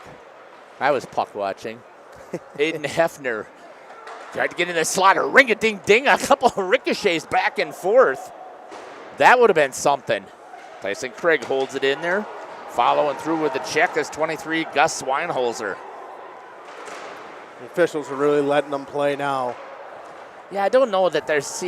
I have a problem with that one because to me that was a charge because he was a couple of steps away when he hit him. There was another one down in the corner too, out in front of the net. Actually, someone got cross-checked pretty good. It seems they're just kind of letting them play right now, and I like it. It's playoff hockey. It's hockey, right. And at this point, I mean, you don't want a power play to control the game. It's a 1-1 game going into the third. Obviously, Fondy already scored a power play goal, and they've had, 2 tonight already? Yeah. And I don't think they've had a penalty. Oh, no, they've had 3. Yeah, Fondy hasn't had a penalty at all yet they've today. had 3 power plays, Right, they've had, right, so and they've executed on 1. The way they say is you get 3 power plays, you're probably going to get the next penalty. Maybe, yeah. I would hope that the officials don't keep track of it that way. Yep. But, at least officials I've talked to, they call the way they see it. They're not going to, if one team is more aggressive than the other. We're going to step aside. We're going to hear from our sponsors. Then we're coming back, give you a recap. Then we're going to talk about whatever is put into the chat. Again, there's the perfect time. You're not going to miss any play unless you really want to make sure you hear these advertisers, because we'd love you to do that too, because we want to make sure that they stay happy. You're listening to Jeff Sauer and Justin Schwartzmiller here on Radio Plus. We will be back.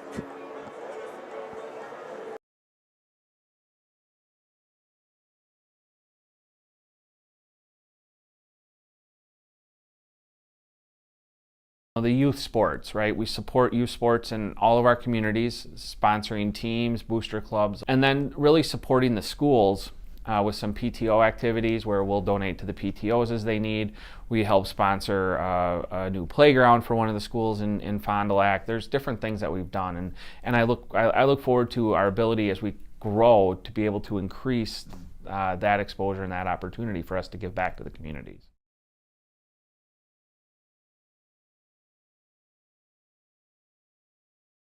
At Camera Casino, we are making magic happen. If you have a lot of slides sitting at home, we can magically put them on a CD for you. Need a different lens? We can fix that. If you need something to carry all of your equipment, watch this. Oh, sometimes smaller is better. Whether you're looking for cameras, tripods, or accessories, Camera Casino can make magic happen for you. Camden is a student from the Fond du Lac community. He joins us to give his wellness journey from Into the Woods Wellness. Back in May, I started to get very tired and I wasn't sure what was really going on with me. It started progressively getting worse, really high fever. I just really wasn't getting out of bed much. And that's when I went to my doctor. They took my blood, told me I had mono. My symptoms slowly went away, but what stayed behind was the fatigue and exhaustion. I was falling asleep, I was always tired. My mom mentioned that there was a place I could go get these IV treatments that would hopefully help me. I got my first IV treatment. I felt a little bit better. Went back week after week. By about the third week, I was feeling just amazing. I hadn't felt like this in several months. I was up again. I was hanging out with my friends. I could go to work full days, and I felt like a totally new person again. Log on IntoTheWoodsJourney.com. Into the Woods Wellness, where you can start your own wellness journey. Sargento has definitely given me some opportunities. I am able to live in a beautiful place like this, able to pursue all my passions and hobbies. They want us to have a good quality of life.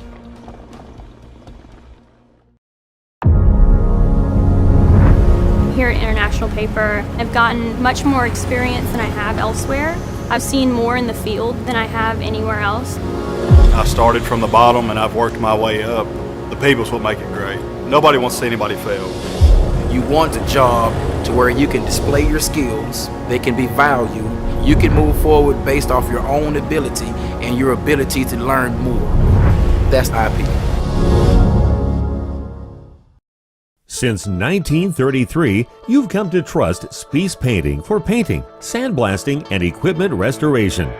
Spies Painting does industrial, commercial, and residential. Not just painting, but wall covering, power washing, specialty coating, sandblasting, parts painting, and more. Highway 151 Fond du Lac. Good luck to the Cardinals and Warbirds in your games this week from the team at Spies Painting. Log on spiespainting.com.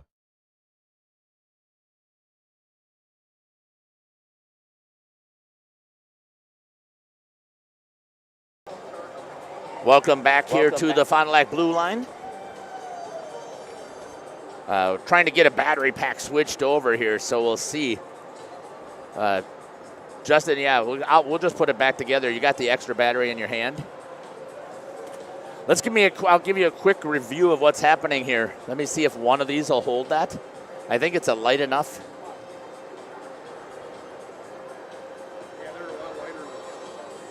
Yeah, so my apologies, folks. Just bear with us for a second. All right, let me give you a quick rundown of what's taken place here so far. In the first period, Neenah scored at 15:28 right on the clock. So, yes, I could give you the elapsed time, but most people don't understand that, and I'm not trying to make it like we're professional announcers, because I definitely am not. The first goal scored at 15:28 by Neenah, 6 from 17 and 13. That's Carter Simonson from Ben Carey, and number 13 is Cole Rothermel. They've taken 3 penalties, though, here. Number 13 served for too many men at 4:02 in the second period, or first period. Number 19, Owen Roderhaus took a kneeing penalty at 13:35. They were not able to score on that power play for Fond du Lac, but then the power play on the penalty from number 6. You heard us talking a little bit about it on Carter Simonson, a check from behind, a retaliation check into the boards. They gave him a 5, and I'm assuming there's a 10 because they had somebody serving in there. And I think it's an automatic if I remember correctly my rules. And then during that time, it went on a 10-11, 5 minutes to go off of that penalty. At 6:39 on the clock, a power play goal scored by number 19, Connor Clapridge, assist to number 20, Blake Spies. Spencer Schober, let's see if we can figure out where we're at here. So Fond du Lac has really increased their shots. They originally had 4. Now they're totaled at 19. So the total should be 15. 14 for 15. That gives them a 10 for 11 in the period for Owen Diebert. Saves for Spencer Schober. He's able to save all of them in that period. He saved 6 for 6, 7 for 7, and he's at 13 for 14. Again, we're going to step aside here with the Zamboni continuing to go through. Justin's trying to hook up an additional camera, or get our camera working again by putting in a new battery pack. And we'll come back a couple more laps here of the Zamboni, and we'll get ready here for the third period. Really excited. We'll come back here with about a minute or so left, and we'll take a look in the chat. So here's your time to put something in the YouTube chat. Here's some messages from our sponsors. Integrity Saw and Tool is a proud sponsor of Fond du Lac area sports. They wish the best of luck to all local teams this fall and winter. Integrity prides itself on being the fastest producer of high-quality cutting tools and providing the most reliable sharpening service in the industry. If you're looking for a challenging career with excellent benefits and a family atmosphere, contact the team at integritysaw.com. That's integritysaw.com. Planning to build? Whether it's a new home, remodel, or commercial project, you need a committed team that's dedicated to bringing your visions to reality. You need Pinot. After all, we've been doing it for over 45 years. To start your next project, go to www.rapinno.com and you'll learn about the Pinot difference. Pinot, built better for future generations.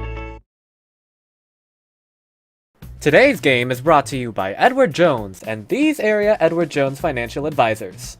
Robert Bruce, located at 976 East Johnson Street. Patrick Ellistad, located at 560 Fond du Lac Avenue.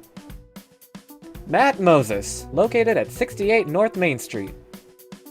And Jeff Wills, located at 649 Fond du Lac Avenue. Good luck to all athletes in today's game. Edward Jones, making sense of investing. Monthly payments, due dates, late fees, debt can feel overwhelming, and it can be hard to keep up. But it's a new year, which means a fresh start. If you're ready to hit reset, a debt consolidation loan may be right for you. Instead of having to keep track of separate balances, due dates, and lenders, you can make a single payment each month to hit all of your debt. At Fond du Lac Credit Union, we believe settling your debts doesn't have to be complicated. Get a fresh start by visiting fdlcu.com or stop in today. Since 1933, you've come to trust Spies Painting for painting, sandblasting, and equipment restoration. Spies Painting does industrial, commercial, and residential. Not just painting, but wall covering, power washing, specialty coating, sandblasting, parts painting, and more. Highway 151 Fond du Lac. Good luck to the Cardinals and Warbirds in your games this week from the team at Spies Painting. Log on spiespainting.com. I would say the best part about our relationship with Bristol Morgan is the fact that they are local and they actually are there when we need them to be.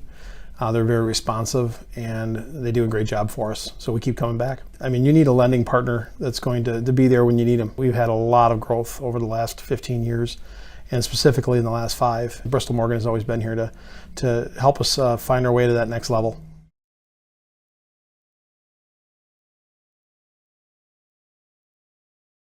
Go ahead and let the daydreams of spring begin.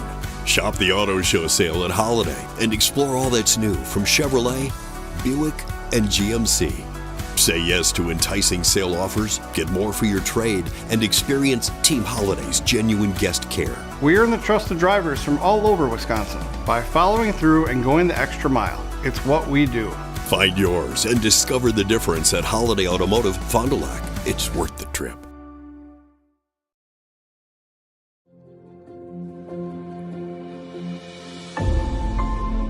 Will Sport by Wisconsin Lighting Lab.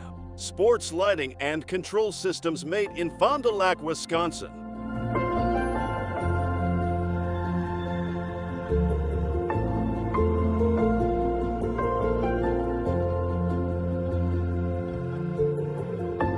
Will Sport, a premium sports lighting system. Factory direct application and product support, along with its full line of complete LED lighting solutions, will transform your athletic facility to the next level. Create an unforgettable fan and player experience.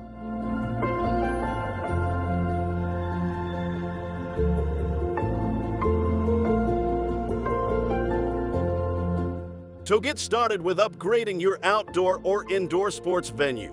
Visit willbrands.com. Muthig Industries in Fond du Lac would like to wish our local high school sports teams best of luck this season. Muthig Industries is one of the area's top full-service manufacturers of precision metal stampings, laser cutting, production machining and turning, tool and die manufacturing, and custom metal fabrication products. Muthig Industries in Fond du Lac, where quality is an attitude and producing high-quality parts with on-time delivery is of the highest importance. To find out more, visit MuthigIndustries.com. Muthig Industries, 33 East Larson Drive, Fond du Lac. Welcome back here to the Fond du Lac Blue Line. Let's check that YouTube chat real quick here. Get some announcers to do the Fond du Lac Bears as well. I don't see that happening. Sorry to Connor, another surprise for the second to third intermission. USA defeated Russia 3-0 in the semis and won the gold in Lillehammer over 5-2 against Canada. So nice. The Youth Olympics began in 2010. David Klunt, Ty Lobs fan, love it. Big forecheck, good speed, selfless near the goal. Go Neenah. I'm a Nick Obernader fan. He's got heart like John Starks. Gotta love it. Thank you guys for continuing to put that in there. Ben Carey, you're so good at hockey and such a talented gentleman. Happy birthday, King Carey. And Drake Dianovich fan in the house. Go Cardinals. Thanks, Carey, for jumping on here. Fond du Lac's going to end up getting a penalty here. Going to be a hooking call on Drake Dianovich. In the middle of the ice, and just got to stick it inside the hands. And first penalty for Fond du Lac here at 16:37. As I said, 3 penalties for Neenah, and he kind of had it coming. I mean, if there was going to be a close one that Fondy had, they were probably going to get called. We know that most officials don't say they do it, but in the back of their minds, they know that the coaches are yelling at them and saying, hey, the penalties are 3-0 or 4-0. Yeah, again, I don't know that there's any evidence of that. So hook, was the hooking as the call? Yes. Okay. Drake Dianovich at 16:37. We'll see what happens here. Justin, I do have this feeling, though, the next goal, whoever scores it is going to win this contest. Yeah, it's going to be a tight one. I think this one might go down to the wire. I mean, got both. Oh, nice move there by Carey, and a better play by Aiden Hefner to stop it. Putting some pressure on a give and go. Nice job there by Spees, trying to hit him. Oh, just missed it. Ooh, a late hit on Aiden Hefner there. Yeah. No call. The ref did see it. I know he was looking right that there. way. Yep. Skating with it is Ben Carey. Gets into the zone, makes a toe drag, gets it out front, knocked down, put it on the ground, and it's going to be pitchforked away, and a good job there by the Fond du Lac D to collapse and clear that puck in front of Spencer Schober. Smart play again, and keeping They're kind of collapsing to the net on the penalty kill, which is really smart. Touched, tipped in, going for a change and bring out their second line. Tried to stop it and hold. Nice job here. Room to work. Spencer Schober. What a block by Aiden Heffner. Yeah. He's definitely feeling it after that one. Yeah. I think it hit him in the. Looks like he's holding his hand or. And a whistle. It looks like I caught him on the inside of the thigh. Are you thinking? I don't know. His gloves off, so it could have hit him in the hand. But that's what I thought I saw him trying to flex the fingers. And yeah, we know that hurts. Definitely hit him in the hand. That's tough. That feeling hurts. Yeah, there's padding around the outside. Everybody should know that. They actually right? make extra ones too. They can have like custom shot blockers thrown on there too. I mean, it doesn't. Even with the padding, it does not. It still hurts a lot. Yeah, but most people only have just that thin leather on the inside of their hands. And your instinct is when you see the puck, you reach out to try and grab it. And got some good hard shots that will make it sting for a little bit. So let's see what happens over there. I've seen guys try to catch it with their open hands on hard shots and break their hands. It's a pretty simple thing to do. I mean, it's pretty easy to break your hand with a hard puck coming at you, frozen puck at that much. 27 seconds left here in the power play for Neenah. Cross pass, looking on the backside again through a bunch of traffic. Good collapse there by the Cardinals into the mid slot. Now the lower slot, taken away, comes back, shot blocked in front. That time it was Tyson Craig. Blake Spees tries to get a hold of it, does, loses it coming in on the rush. They dump it back in with 3 seconds remaining. Nice back pass there to Ty Labs. Tries to turn the corner, but Connor Clapridge rubs him off, and we'll get an icing here. At 14:29, good work there. Good kill, a lot of block shots. They kept bodies inside the house, wanted to make sure that nobody got a chance to get in there. Yeah, I don't know if any got to him, to Spencer on that. I think maybe the first couple, there was maybe one in the beginning, but that was about it. Back to full strength. Peyton Umentum was in center for Fond du Lac, coming back with it. That's Eli Stewart. Has it knocked off of his stick. Picking it up is going to be Kelvin Zinda. Just over the stick of number 26, trying to get there first over Tyson Craig. There's that rotation with a 2 pressure down. Chasing the puck. Potential trip, nope. Big blocker save right there by Schober. Neenah trying to get something rolling here. Comes all the way out. Little tic-tac-toe. He crashed through the slot. They didn't find him. Now a little cycle roken here, Justin. Yeah, I like this cycle too. They got the D involved, the high cycle. Yeah. Ooh, early whistle right there by the ref. Yeah. Puck popped out of Schober. Neat.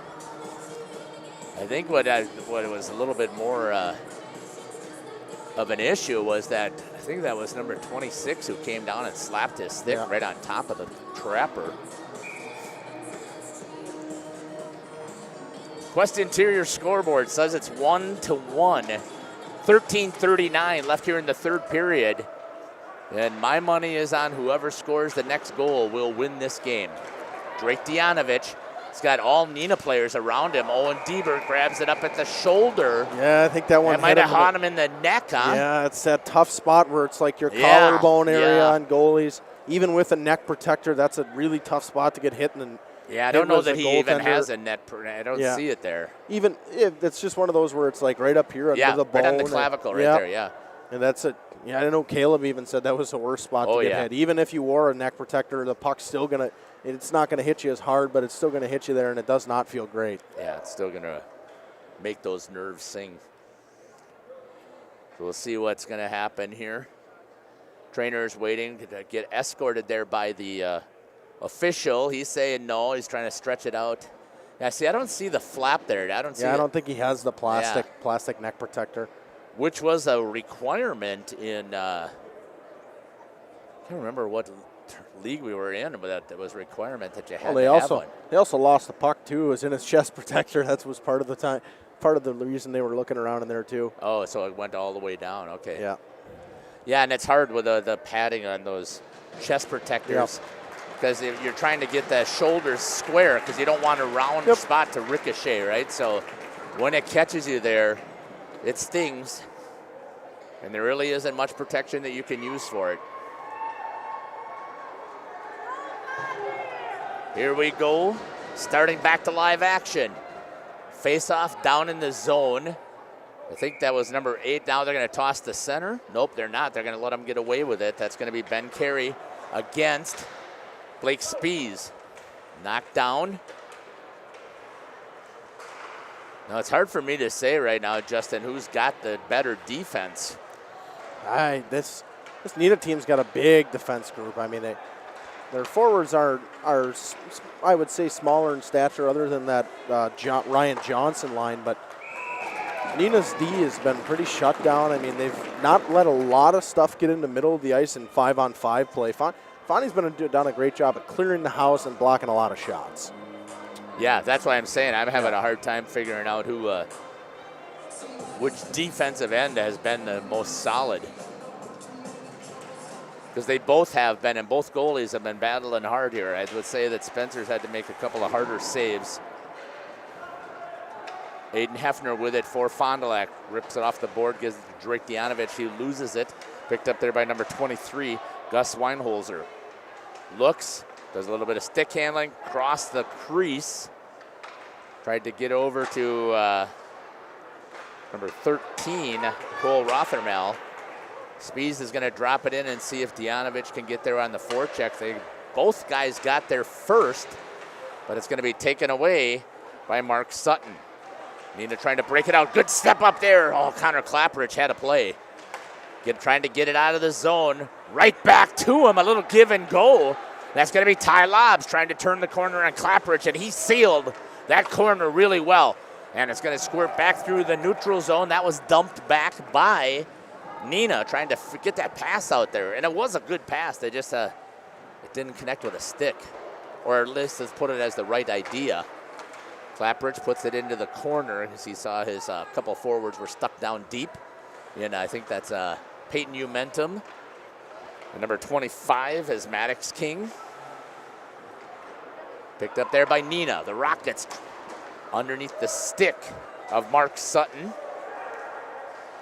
Connor Clapperidge tries to rim it around, and it's held there still by Neenah. Stepping up, shot off of a deflection and into the netting. And it's going to be down in the zone. So you can tell, again, Justin, and maybe you don't recognize them, but I know I've seen these guys officiate before. I know the guy in the corner right now, the referee, but I don't know the guy on the blue line, and I don't know the linesman either. Yeah, he's the one. I know I recognize. Oh, sorry, ladies. Neenah trying to get it back into the zone. Fond du Lac doing a good job of collapsing. They got to be careful not to have too many on that same side. Trying to reverse direction. Picked up there by Neenah. Continuing to move right into the slot. It's a dot. Oh, couldn't get anybody on the back side to try and pick that up. Held in there. Nice play by Owen Grotenhouse. So I'm looking down in the box, Justin. He is back. He should be back now. Is it about the 12-minute mark, I think, the first whistle? It was 10-11. And then doesn't he have to serve his 5 first before the 10 kicks in? Yeah, so so it's a full 15 minutes that he's got to wait. Yeah, he's back on the ice right now. Is he? Yep. Oh, okay. I think it was, like I said, I think it was the 12-minute mark he should have been back, if I'm correct. Oh, yeah, I forgot we're at 17 minutes, yes. That's going to be dropped down for an icing. We have an official right down here with us. 10-10 left here in the third period. It's 1 apiece. It has been good hockey here, and I know I agree. We like to see the scoring, but I'm okay with a good defense right now. Oh, I love a good defensive game too. I mean, that's when I was in high school. That's the way we wanted to play, and that's the way everybody should want to play. You want to play a shutdown game. I always I always said those games that were 7-5, 7-6 were my least favorite games to play, whether you were getting points or not. Right. I would agree with you. You take a little bit more pride in a 2-1 game or a 3-1 game, a game like that. Jeez. Look at Neenah swarming. Jeepers. Drake Dianovich had 3 people. He's got them beat. If he can get in the zone quick enough and they collapse and take it away. Ben Carey tried to get it over to Carter Simonson. And they're going to get a whistle, an icing. He called that an ice, and that defenseman could have easily played it there. Another one of those where it's like it's a judgment call on the referee, and the defenseman kind of just watched it go right underneath his stick. That's one of those where I would have just left it go and let him keep playing, because the pace of play here in the third has been very good. Should have played that puck. 9:44. Thanks again to the 74 computers that we can see logged in here. Hope you're enjoying this here on Radio Plus. We definitely are enjoying bringing this to you. This is the third game we've had here in 2 days out front, and a great job there clearing the house. Coming back the other way, skating with it, trying to split the guys, and a good defensive play there by Tyson Craig as Mark Sutton was trying to close in on him. Neenah, cross-ice pass tipped, goes to split the defense. Tyson Craig again with a great job on the defense, drops it down low. As soon as they pick that up, you just watch the Neenah players separate and try to create more space, right? They collapse in here on the defensive side. As soon as they get possession, they just spread back out. Eli Stewart had it there for Fond du Lac. Coming back with it is number 25, Ryan Johnson, back into the neutral zone. Right now, nobody can establish anything right now in the offensive zones. Right on the stick of Caden Umentum. Coming back this way, drop for Spies. He shoots way up in the netting with some assistance. Now, there is no way. That better be coming out of the... No, it hit a defenseman's stick. Guy stepped up on him or right along the blue that's line. what I'm saying. Yeah. So shouldn't that be coming out of the zone? No, it hit the defenseman. There was a forward back checking that came in and used his stick and knocked it up into the netting. Wait, I could have sworn. Oh, okay, gotcha. Yeah. I couldn't see it, but the official was down or picking up something? I think he was fixing the net for sure. Could be. I don't really know why you wouldn't just fix your own net at that point. But. Yeah. Comes back around. Neenah trying to get something rolling here. Number 2 and number 3 seeds. And they have lived up to the billing here at the Badgerland Conference Tournament. The semifinals. Winner plays against Springs at 4 o'clock. The loser will be playing at 1 o'clock against Homestead. I'll have to take a look. I got the bracket downloaded. I'll see if I can pop that up here. Boy, nothing on Neenah. They're coming right back on the attack. Shot towards Spencer Schober wide. Picked up there, Aiden Hefner chips it in. Blake Spies trying to get there first, does. Tries to take a shot, an off-angle shot, and the puck was sitting there, and nobody from Fond du Lac could follow up. Good save there by Owen Diebert. Held in the zone, nice job there by Tyson Craig. Ripping it around as Hefner tagging up. Right on the pass. Picked up, coming in. Some hustle over there by Carter Simonson. He's got a goal tonight for Neenah, their only goal. Yep. He's probably got a little sense of urgency in him. He gave up. He took the penalty that ended up getting the tying goal at the 5-minute major. Yeah, he should be well rested. Yeah, 15 minutes in the box plus your plus your intermission, 12-minute intermission. That's not an easy thing. No, it's not. You get cold. And it's got to really work yourself in between period to get ready get back into the game. Fond du Lac ripping it back through the neutral zone.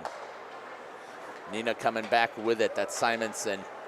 A stick that's going to be a high stick by Aiden Hefner as he takes a swing at the puck, but he actually ended up hitting. I think he hit him in the glove, yeah. Yeah, he did. He hit Simonson.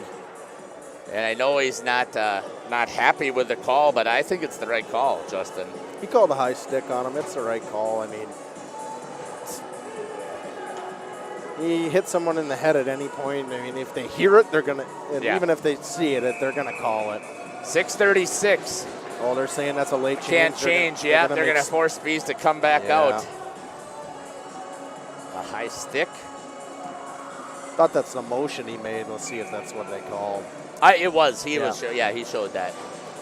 So a 2-minute power play here for Neenah. They've had only one other opportunity, and when we looked at that, I think we counted that they only had one shot on.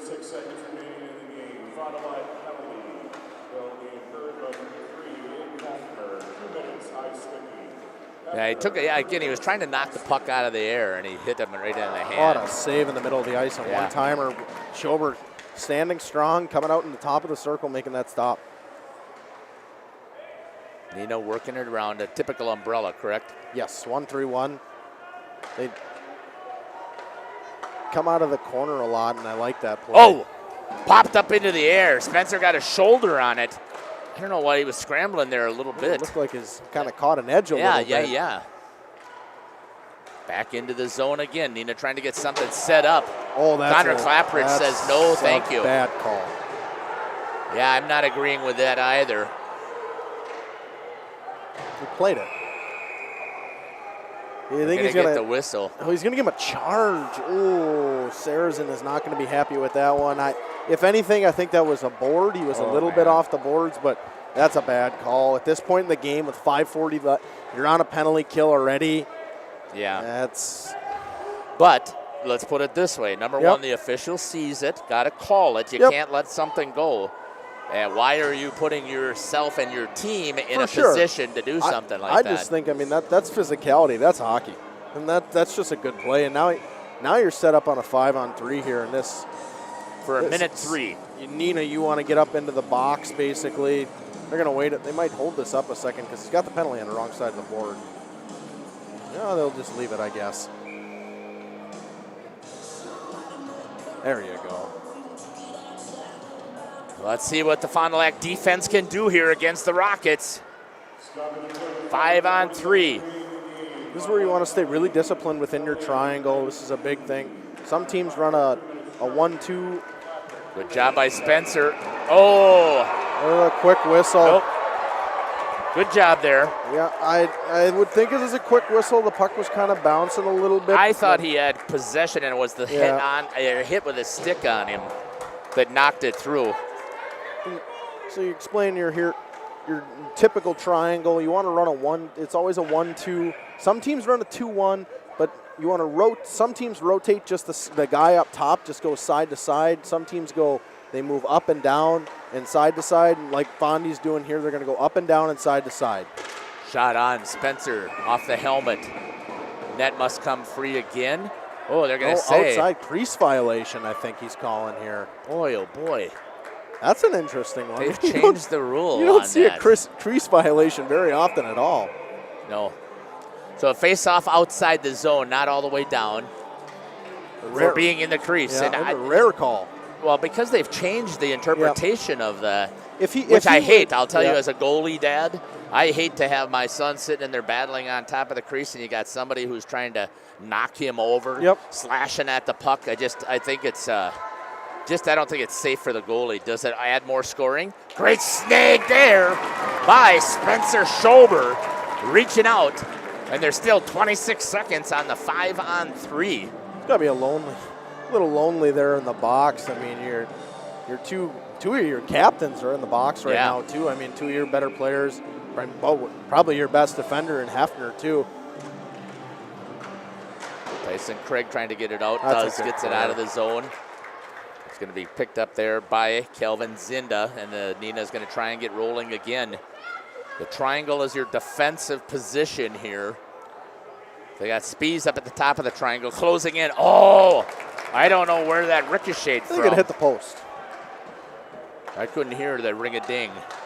Boy, Neenah is doing a nice job of setting this up. A good screen. Shot. Saved by Spencer. It goes down. They've got him down. I can't believe they couldn't pull the trigger. Good athleticism there by Spencer Schober to get back up. That's going to go off of a stick. Good and they've block by killed. Hefner. Wow. Coming out of the box, Hefner with a big block. And Schober, and he stayed super calm there. Yes. Did not scramble. Stayed with the play the entire time. And it's incredible athleticism to be able to stretch out like that. I know I can't do that. That's just amazing. On his belly and quickly recovered back up on his feet. Face off to the Trapper's side. Coming back out, trying to get something set up as Neenah at the top. Rotating shot still here on the power play. It's knocked aside. They got numbers. Coming back is Fond du Lac on Spies. Looks to make it, pitchforks it, and a save by Diebert. Great work there by Owen Diebert on the other end. Wow. But I really like that play by Blake Spies there. Fondy hasn't tried him low at all. They haven't tried to go 5-0, and he tries to put a backhand or 5-0. That little backhand from that area is a sneaky little play. Goalies don't expect it. Coming back here, Fond du Lac with possession. Looks like that hit Spies in the back. It's coming back here as that's Ben Carey coming through the slot. Walks it around shot. Spencer reads that all day, comes back out here. I think the only way you're beating Schober is you got to get him moving from side to side. They had him down. I thought that was their best chance. And they couldn't get the puck back out up top to get a shot. Holding it in and knocking it down. It's number 25, Ryan Johnson, and the penalty's been killed off. Oh, no, you can't call that late. So the penalty was killed. The guy came out of the box, but they called the icing now after that. Really? And it's just the goalie already came out and made a play on the puck. So something was going on there, obviously, with the official and Aiden Hefner. Yeah. If you miss it, you miss it, and it just should be no icing, and it is what it is. Because Neenah was already breaking out, and Fondy was looking for a change. Yeah, again, it's hard from our angles to see it. That's called as a high stick. And we got to remember that the stripes are right down there with their lines, so they get their line of sight there to be able to see what's happening. Here's a chance for Fond du Lac with 3:27. When do you think about taking your timeout? I mean, you get another one in overtime. It is one of those things where, like, if you get a late offensive zone face-off, it is a time to think about a timeout, especially one with, like, if you get one of those where Saracen had in the first period with, like, 2 seconds left, that's one where you time out and set up a play. Owen Diebert, again, has been solid, and we haven't given him enough, I don't think, enough props. Puck flying all over. Taken away there by Eli Stewart. Hounded there by Ty Lobbs. Bumps him off of the puck and cleared by the defense in front. Picked up there by Peyton Umentum for Fond du Lac. Trying to get something rolling here. Hefner takes it in the corner from down low, trying to get a play, and they had their chance. They missed it. Right in front was Parker Zeebel. He could have ended it right there. And missed, picked off by Stewart into the belly, and Diebert makes it all day long. Just couldn't believe that puck comes out there. Shot almost just about a little bit inside the top of the dot. Good read there by Eli Stewart.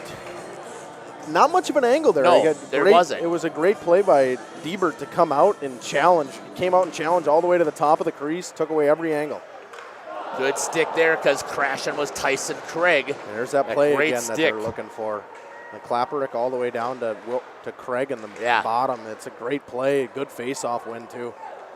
Neenah gets possession here. Final 2 minutes and 15 seconds in regulation. It is called an icing. Oh, there's another one of those, Justin, where you're talking about. He wins the race, gets to the puck as it goes, 2 inches over the goal line, and it's no ice. Fond du Lac coming back here to reset to 11. I just feel like there's going to be some flurry that's going to happen here at the end of the period. Or Fondy's probably looking for that face-off play again. Yeah, and I don't know. Again, I cannot pick the winner here because these two teams have played even, I think, in this entire contest. Klapperich had to jump over his stick. Hammers it back into the neutral zone. Neenah, two-person forecheck there. Good job by Umentum. Dianovich with it. It's got to wait till Spies gets back on side. I mean, this is going to be a long shift here for this line. That's going to be an icing. It's another one where, like, I feel like the defenseman has an attempt to make that. Right, he should have, right. And he just kind of slowly goes after it Yeah. to make it look like he made the attempt. 1:40 left here on the Quest Interior scoreboard. 1-1. And Neenah's going to get a face-off inside the zone. Peyton Umentum's going to battle against Ben Carey. Puck is loose. Neenah has it, looks to walk it around off of it, and a great job there by Aiden Hefner. Heads up. Almost caught that guy right there. So is that an intentional? Don't start me on that one. That one should be no change shoot, just like the icings. Should not be able to get a change when you flip the puck out of the zone, out of the rink on your own end. Yeah. Fond du Lac, looking at the shots, there's one right into the glove of Spencer Schober. I don't think he's had an easier one today that he was able to see the whole way. So they've been saying, and according to what it's looking like here, that Fond du Lac has outshot Neenah. I don't know that I would agree with that, but I would say the shots are probably close as they say they are. Yeah, that I don't know either. Oh, that was a hard hit there for Cole Rathmel. Got back up in a hurry for Neenah. Swinging it back over, coming up on 1:10. Thanks for joining us. Hope you're enjoying the broadcast here on Radio Plus Info.com. Thanks for joining us here on YouTube. Gets there, put it out in the slot. Spies has it, and he's going to go 2 on. They got it back check, popped up into the air. There's a chance. Taken to the ground was Drake Dianovich, and coming back with it. Wouldn't this be something? Just missed it outside. Carey slams it off of a couple of legs. Tries to get it down low. Picking it up as Carter Simonson. Pitchfork banged off of the stick of Neenah. And they're going to have 30 seconds. Justin, are we going to get some free hockey? Oh, wait, it's free anyways. We got I don't want to jinx it. Oh, there's still 20 seconds left. They can't hear us down there. And nobody's going to tell them because there's a 30-second delay. Here comes the work. Spencer Schober with a stick put to the corner. Picked up there by Fond du Lac. Aiden Hefner has it. There's those two people getting on. That's going to go down with 2 and 1, and the clock will run out. And we're going to have an overtime. So, Justin, explain what's going to happen right here. Yeah, I believe it's, is it 12 minutes or 8 minutes to start? I believe it's an 8 minutes, 5 on 5. Yeah, so. And it is, they get a 3-minute rest right now, so nobody leaves the bench. And for the 3-on-3, don't they zam before the second one? No. No? Okay. Continues to stay up there, chopped up ice. That sounds fun. Yeah, doesn't it? I have been involved in 2 of these in the conference, actually 3 of these in the conference tournament, my junior year and my senior year. My junior year, we ended up winning that game in overtime, and actually my senior year, we beat Neenah here, and then we beat Jeff's favorite team, the Waupun Warriors, the next night in overtime. The same score, both 3-2 games. Both ended up with us getting power plays in overtime. And that's one of those things, you get a power play in overtime, I just don't like it unless it's egregious. Unless it's egregious. Right. I mean, I would say that the penalty that was called against Waupun was egregious. I don't think so.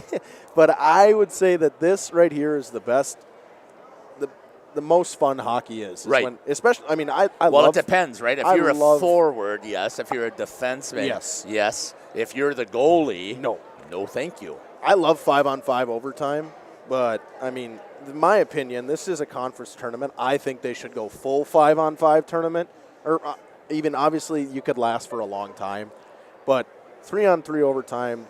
Then you're really throwing your goalie out to dry and your defenseman out to dry. And I feel bad for those guys when we move to 3-on-3. If we end up going to 3-on-3 tonight. 3-on-3 on big ice is going to be a lot, whoever's got the most speed, right?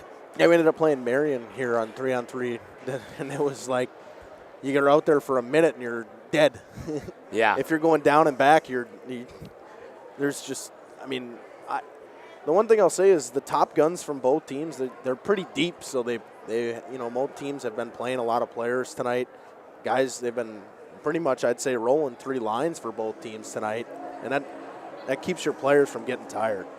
All right, let's go back here and check the chat.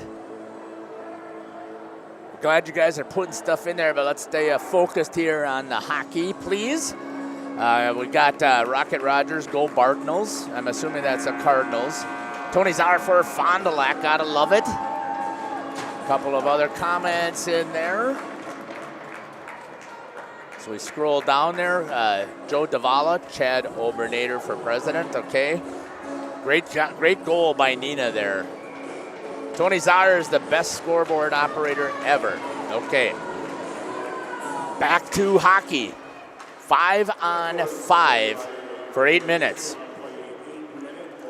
23 and 26. I want to check on that as the saves, so I can come back and figure it out. Well, if it's so again, this is sudden death overtime. The first one that goes in the back of the net is the game. Good job there by Spencer Schober to gobble that baby up and eat it. Getting the save for Fond du Lac. Fondy right there had Spies kind of streaking behind, but it's one of those things. You had no possession of the puck and you're streaking out of the zone. It's dangerous in this time of the game. I think as well, but I think they're obviously trying to end it with a breakaway, right? A pretty goal. Yeah. It's never pretty. It's ugly. It will be. Typically, you're right. That's going to be a nice save again there by Spencer Schober. Gets it to the corner. Caden Umentum ripped it around. Spies, they've got him marked there with Drew Drock. Lost it there. Drock had it. Reverses direction. Who's there? Drake Dianovich for Fond du Lac. Battling in the corner. Neenah trying to come out with it. And it chipped up against the wall. Held there by Tyson Craig. He's going to turn and go and loses the puck at the boards. Ripped, knocked down by Spies. Can't be touched. Oh, they're going to say he squeezed it? Yeah. Oh, I mean, he kind of did throw it. I mean, technically you have to knock it down, not catch it and throw it. It looked like he threw it a little bit. I suppose. And it's not a penalty. It's just a consequence here of going to face-off. So I'm okay with it then if it's not the penalty. The only time it's a penalty is if you throw it in your own zone and it ends up going out of the zone. So far, Neenah has been the aggressor here in the overtime. I think my tongue might be broken from calling all the games. I wish they would have zammed because I certainly could have grabbed a water bottle. Here we go. Knocked down. Good play there by number 27, Parker Zeeble. Cross ice pass for Neenah. Coming in with some speed is number 12, Maser Selch. Turned over. Nice job there right onto Eli Stewart. Can't get it. It's going to be picked up by Ty Labs. Labs has it. Gets across the blue line. Drops it for Kelvin Zinda. And here's a chance coming back the other way for Zeeble. But he's got 3 Rockets all over him. What a great back check there by Neenah. Yeah. We've said it all the whole night, too. It seems like the Neenah players come out from nowhere and they're surrounding the puck. And their sticks are so active, you don't have a passing lane. Rimmed around. Schober was able to get a piece and stop it, which was a great play. Connor Clapperidge slams on the brakes, tried to reverse it, comes out to number 26, Chase Collins. Puck was in front, it's loose, tried to get it over on the backside, and that was great protection by Blake Spies. Dianovich trying to get there, could not. And Neenah's gonna come back in after they tag. Hustling in there again is Collins. Rimmed into the corner. Clapperidge trying to get possession, has it, reverses direction. Bangs it off of the boards and the glass, and it's going to go down, and they've got numbers for Fond du Lac. They get there first, and Owen Diebert had it in the glove. The official lost sight of it. Diebert was trying to put it back onto the ice. Yeah, they had the rush. He definitely wanted to keep his team moving there. I mean, yeah. Neenah's controlled the majority of the play here so far. Fondy's just been kind of chipping and chasing. And at the end of the day, you want to get shots on net. Chipping and chasing isn't a bad idea. Shot knocked down in front by number 38. I don't have that number. Maybe it's not 38. It is 38. Preston Marnoka. I don't think I wrote that one down. I don't see a 38. Yeah, he's here. He's Preston. Yeah, I know. On Marnoka, here yeah. I did see it, yeah. Oh, I missed one. I missed a ton. Still tied, 4:38 here in the overtime, 1-1. Fond du Lac with possession. Turns, shoots, up over the top. I think he may have got it with a stick, I'm guessing. I got to see what he hit that with, that it went into the netting. I think that got off the knob of the stick, because I can't imagine it would have flown from that direction up into the There you go. netting. There's one of those things where there's just a lot of traffic in that, and just throw pucks to the net. Good things will happen. Taken away there by Hefner. He gives it over to Umentum. Shot knocked down. Comes into the high slot. Shot. Hefner. It's knocked down again. And taken to the ice. They're not calling that. Clapprich gets it over to Diebert. He gets on top. And he gets the save. Now the crowd is into it. Yeah, that's one right there. That cross check right there. And they're not going to call it right now. The refs are pretty much... it's going to have to be egregious, and they're going to put their whistles away and let the boys figure this out on their own. In at center is number 20, Mark Sutton against Blake Spees. Over to the corner. Caden Umentum was chasing, couldn't get there. Some room, and breaks it out. Couldn't get it down. And it's taken away. There's a little bit of space here. Skating through the zone as Ty Lobbs goes around the defense, and getting on it at first is Spencer Schober for Fond du Lac. It's going to take something really good to beat these goalies. I agree. It's going to have to be a tip or off a body. I think they're seeing everything that's coming in straight up too well right now.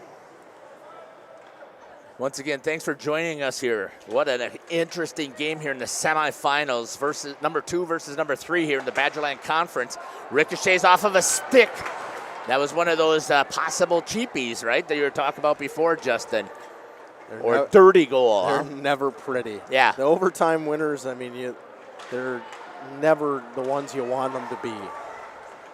Nice drop there off of the stick, and a good shave there by Spencer Schober. A nice shot by Cooper Zinda. Neenah loses it. Going with it is going to be Dianovich. Shoots, bad angle. It's down below the goal line, basically. That's going to come back the other way, trying to get a hold of it. Nice move there. And his puck is loose. Should have followed through. Mark Sutton. Because you didn't see rebounds like that coming from Spencer Schober. No, I think he just kind of missed it. Yeah. And it's going to be an icing call. One thing I'll say about that Drake Gianovich shot, I actually like that shot. Overtime, anything can go in. I mean, it especially because it's a slap shot. I mean, it may fool the goalie a little bit from that angle. And from that angle, I always look to bank it off the head. And I actually really think that is what he was trying to do. Okay, Neenah with it back in the corner. Again, some offensive time. It's being held there by, is it number 38 or is it 30? That one's 30. It's Evan Hans, sorry, for Neenah. Held in again. Knocked down into some shin pads. Ricochets up high. Neenah's got to come back in. They're going to come back in. They dropped it way too soon. Now they can go back in on the attack. And that might make an opportunity here for Fond du Lac, because it kind of slowed down the momentum that Neenah had. Pitched forward into the neutral zone. Clapprich tries to drill it down.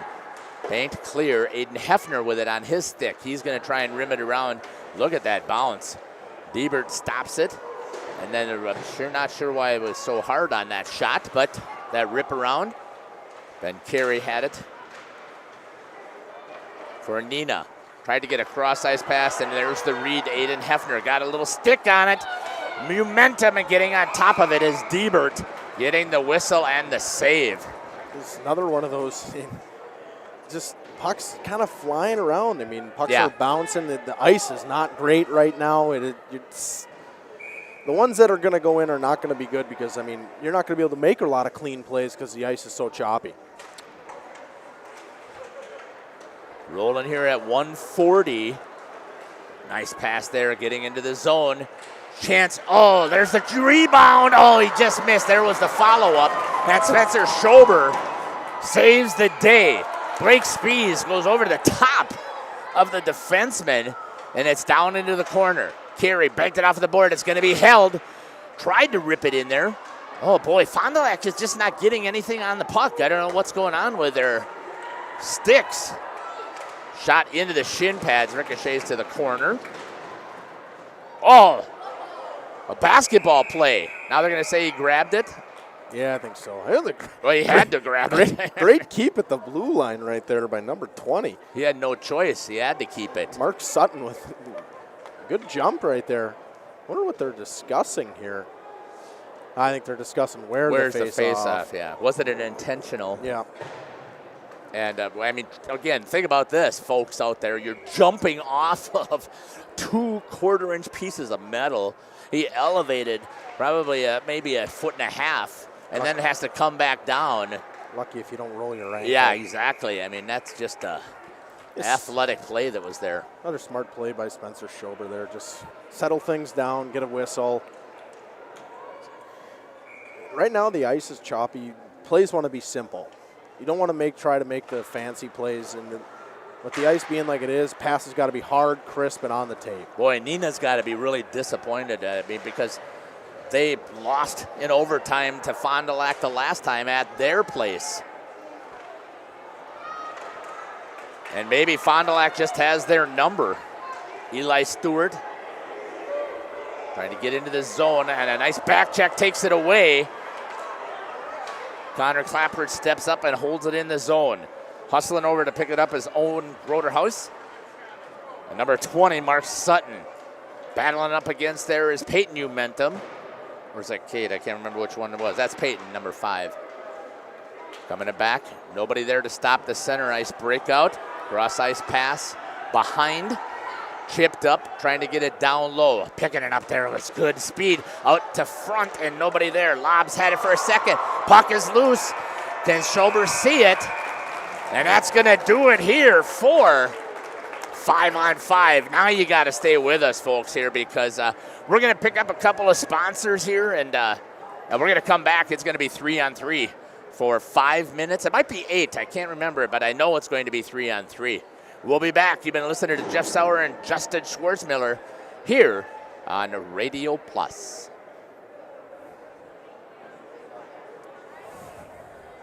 I don't remember. Real estate is something that we are doing together. We're in it together till the end. The best achievement that I can have is when the property successfully closes. Probably the most rewarding part of my role with Addison Jones and Signature Homes is the ability to take a client from the very beginning stages of building a new home all the way down to the point where we turn the key and move them in and watch their eyes light up as they see the finished product. Buy it, sell it, build it. That's Addison Jones.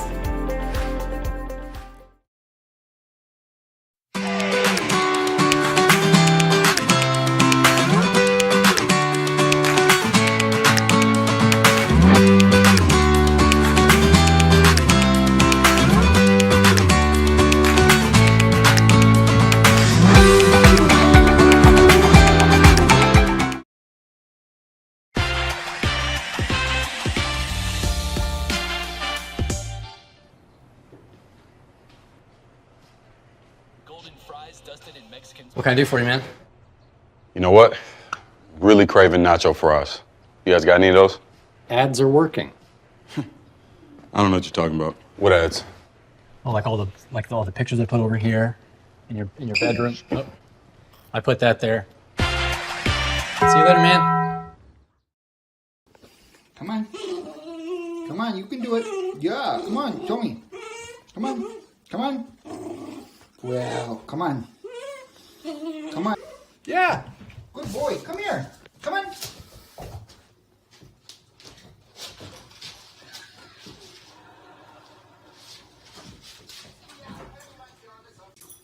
Jackson, are you going to come over here?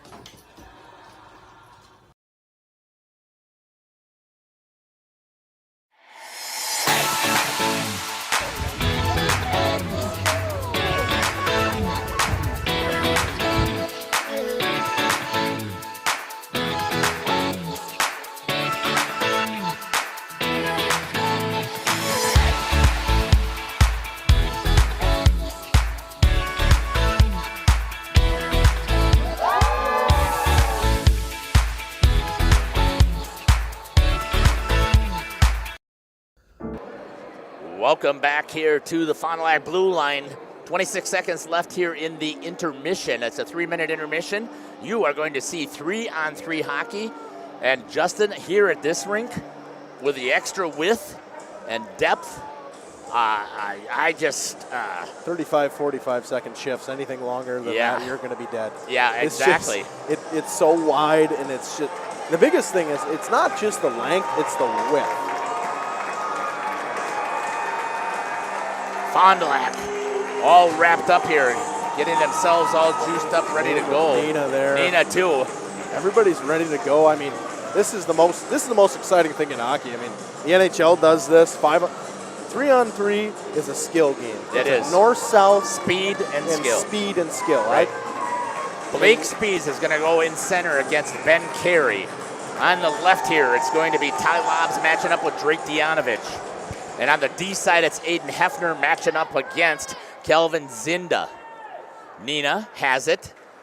Now, I'm guessing that you've worked on this, I would assume, right, to see what's going to happen because it's potential. And now that obviously I don't think was planned. They're going to pull everybody back out. I love this play. This is one of those things that it's 3-on-3 is possession. Yeah. It's not just a north-south game, it's a possession game. You want to have the possession. So a lot of times resetting is a great move. I'm just wondering if you had to reset so deep. I've never skated in this. I've never skated, really. Comes back out. Now possession to Fond du Lac. They're going to slow it Drake down. Dianovich gave it over to Blake Spees, yeah.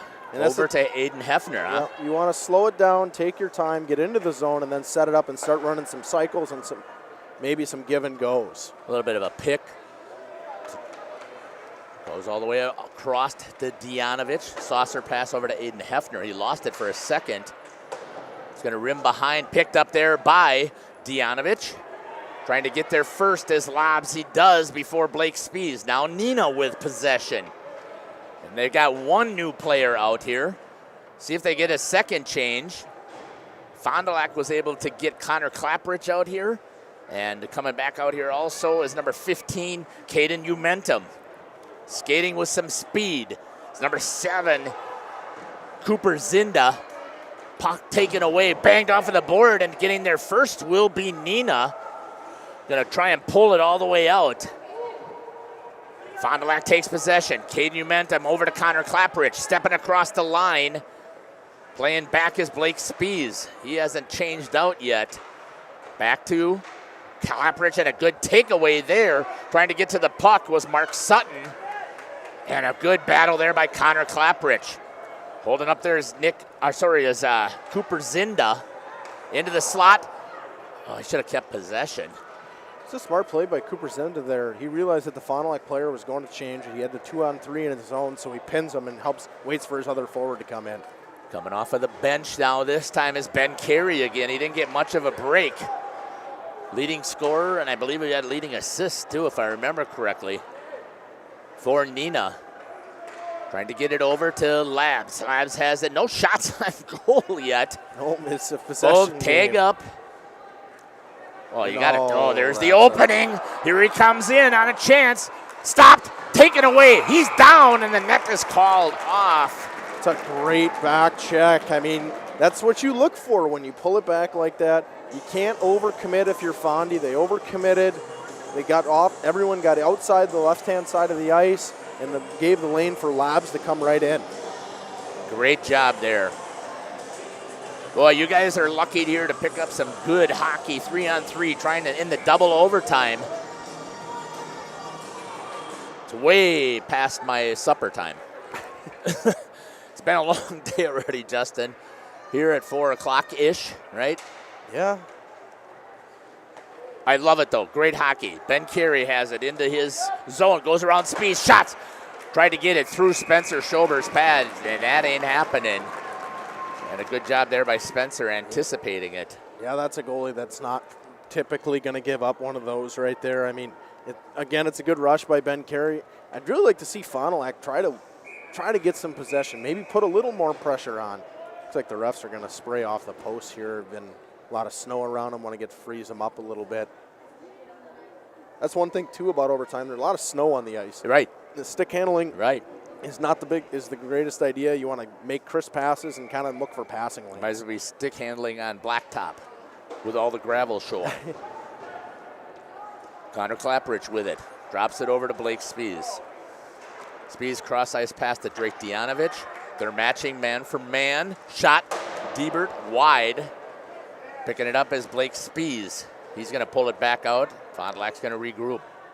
I talked to Coach Kevin Colleen when we did his interview from Springs, and he talked to me. He said, I asked him what's practice going to be like on Thursday, because they really couldn't have it. It was in the morning because of the girls' games that were taking place here. Shot wide of Diebert once again. He said they played every possible scenario. They played this 3-on-3. They played the penalty with it on a 4-on-3.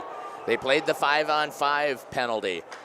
A lot of odd man stuff he said they worked on just in case. So you got to think, the reason I'm saying all of that, you got to think that Fond du Lac and Neenah did the same things, right? Oh, and if it's just one of those things. Wide open off of the helmet of Diebert. And now seeing who can get there with speed. Spies is going to try and get there. He doesn't, gets around. And it's wide, and a great job there by Mark Sutton to put the pedal down. And taken away here by number 6, Carter Simonson. Simonson drops it into the corner with 39 seconds left. He has it. Number 7, Cooper Zinda. Over back here to Simonson. He turns the corner, gets around, shot off of the stick. Popped up into the air with 23 seconds remaining. Got some amazing hockey taking place here. Trying to walk it in. Shot into the belly, and Spencer Schober squares him up and eats up the puck for the Fond du Lac Cardinals on the shot by Mark Sutton. Yeah, that last chance for Simonson, he actually had it on blocker side. He had him off his angle, probably about a couple inches. He made the right shot. Schober just got a stick on it. I mean, hit right off the knob and right up, shot straight up into the air. Well, a little bit reflect, but that was great. 14 seconds. Carey gets around. Clapperidge looks for a wrap. Oh, on the backside, Neenah had it. Ty Lobbs could not get the stick down. Taken to the ice is going to be Kelvin Zinda. Fond du Lac's got to get out. Instead, they're going to dump it, and guess what? We've got overtime. Wow. Shootout. Going to have a shootout. That's what I'm looking for. But here's the thing. I don't know. Are you zoomed in too tight or might what? be zoomed in a little too tight. Thanks, Ryan. We'll fix it. So sorry about dragging a little bit behind.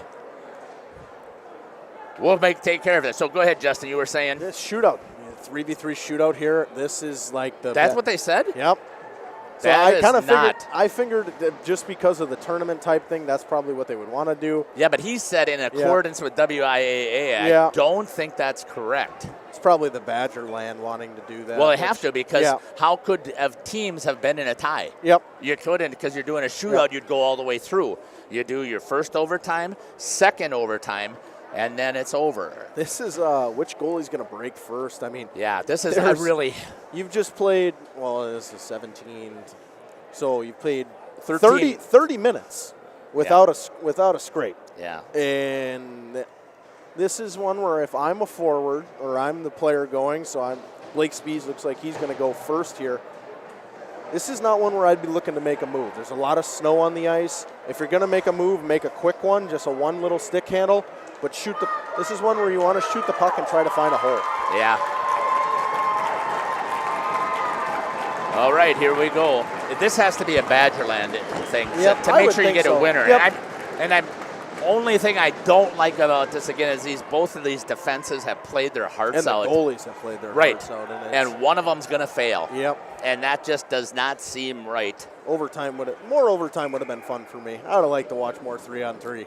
Blake Spies with the puck is going to come in on the attack, getting on Owen Diebert. Takes a look, fakes off of the side of the cage, or off of the blocker, or ricocheted, and he gets the save.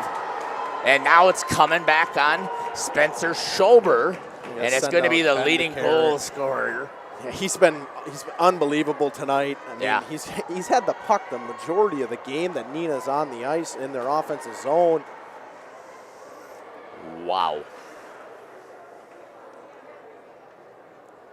Welcome to the tournament here. I love Badgerland hockey. My favorite thing here is always the refs explaining to you what you do in a shootout. Or what you can't do, right? Yeah, what you can't do. And it's like, well, I know I can't go till you blow the whistle. And also that puck is not in the dot. Yeah. So they got all the snow still out here, too. Look at Spencer. That is what you want to see. Working wide by Ben Carey for Neenah. And we're coming back. Going to send. Wow. It's like we're going to send Klapperich here. Yeah. Connor Klapperich, the defenseman's going to come out here, take a chance at seeing if he can get the puck. And Carey had the same idea as I said. He wanted to shoot the puck, didn't want to make a move. Yeah. I want to see someone change some speed here, come in with a little bit of speed, maybe throw the goalie off a little bit. So this is, I think it is 3-on-3, and then it's sudden death? I would guess, yes. Oh, that stops the momentum. They should have blown it dead. Save there by Diebert. As long as technically the puck kept moving forward so he's able to keep going, as long as he kind of kept he was able to keep his feet semi-moving forward, so he was, that one's one of those where it's the ice. I mean, the puck's going to stick. It's not, the snow is not going to make it go any faster. He got too close to on top of Owen Diebert, and Diebert was able to make a really easy save. Now, and again, I'm saying that as a goalie dad. Both goalies. That is not, there's nothing easy about a shootout. Both goalies have come out really, really far and challenged, too. That's what you want to see. I mean, look at how far Schober is out of the crease. You got to cut down any angles. Looks into the pads, and a save on the paddle of the stick. As Spencer Schober got down really low on top of him. He just kept coming in, and that's not going to get it. Yeah, I mean, if you're a forward there, that's when they call it the Pavel Datsuk flip. You just kind of chip it. And where Schober's leaned over like that, that's one where you want to give him the off speed, not the fastball. Aiden Hefner now with the puck. Comes in on the zone. Owen Diebert trying to match speed. Gets it there, and it's in. And that's one, Aiden Hefner. Just underneath the pads, it looked like. I forgot to insert replay there. I missed it too late. Like I said, it's one of those where if you're going to make a move, make one quick move. And that's what he did. He changed speeds. He came in a little bit fast, and then he slowed it down a little bit. Wow. The crowd is really jumping in here now. Going to see Carter Simonson here, the goal scorer for Neenah. I mean, he's had a good game when he was on the ice. So where are we at here? I'm going to grab Spencer. And he gets the win for Fond du Lac. What a game for the Cardinals. Justin, I'm going to step down there and see if I can get this some interviews. All right.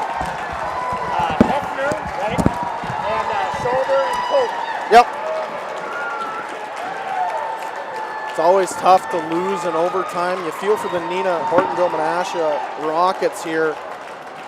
But what a great game from Fond du Lac. What a great game in all. I mean, this was the best game I've called all year. One thing I'll say is I am a St. Mary Springs alum, and I am excited to call tomorrow a St. Mary Springs Fond du Lac Conference Championship. My senior year, we had a sectional semifinal game, and we'll see a conference championship game. You see both goalies talking to each other right there. Hey, Justin, can you get me? Yep, I got. Can you hear me? Okay. Hey, who had the first goal for Fond du Lac? Just give me the number. Who's 19? Klapperich.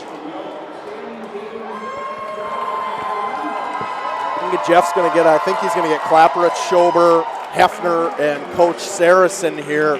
What a great game! I mean, Spencer Schober and Owen Diebert played unbelievable. The goaltending tonight was very good. I mean, I haven't seen a lot of hockey games that are 2-1. I mean, 1-1 through, almost 70 minutes. This was an unbelievable game. It's fun to watch. I'm sure head coach Ryan Saracen's pleased. And I don't think Coach Lindemann can really be mad. I mean, both teams played a great game. The shots were very close throughout the entire night. Jeff's going to take a shot, and you're going to talk to Hefner here. And crowd is absolutely buzzing, and I expect a great crowd tomorrow night. So kind of hold it right about like this here. You got a little blood on your tooth. All right, hey, talk to us here. I can't get any more exciting than a overtime game against Neenah.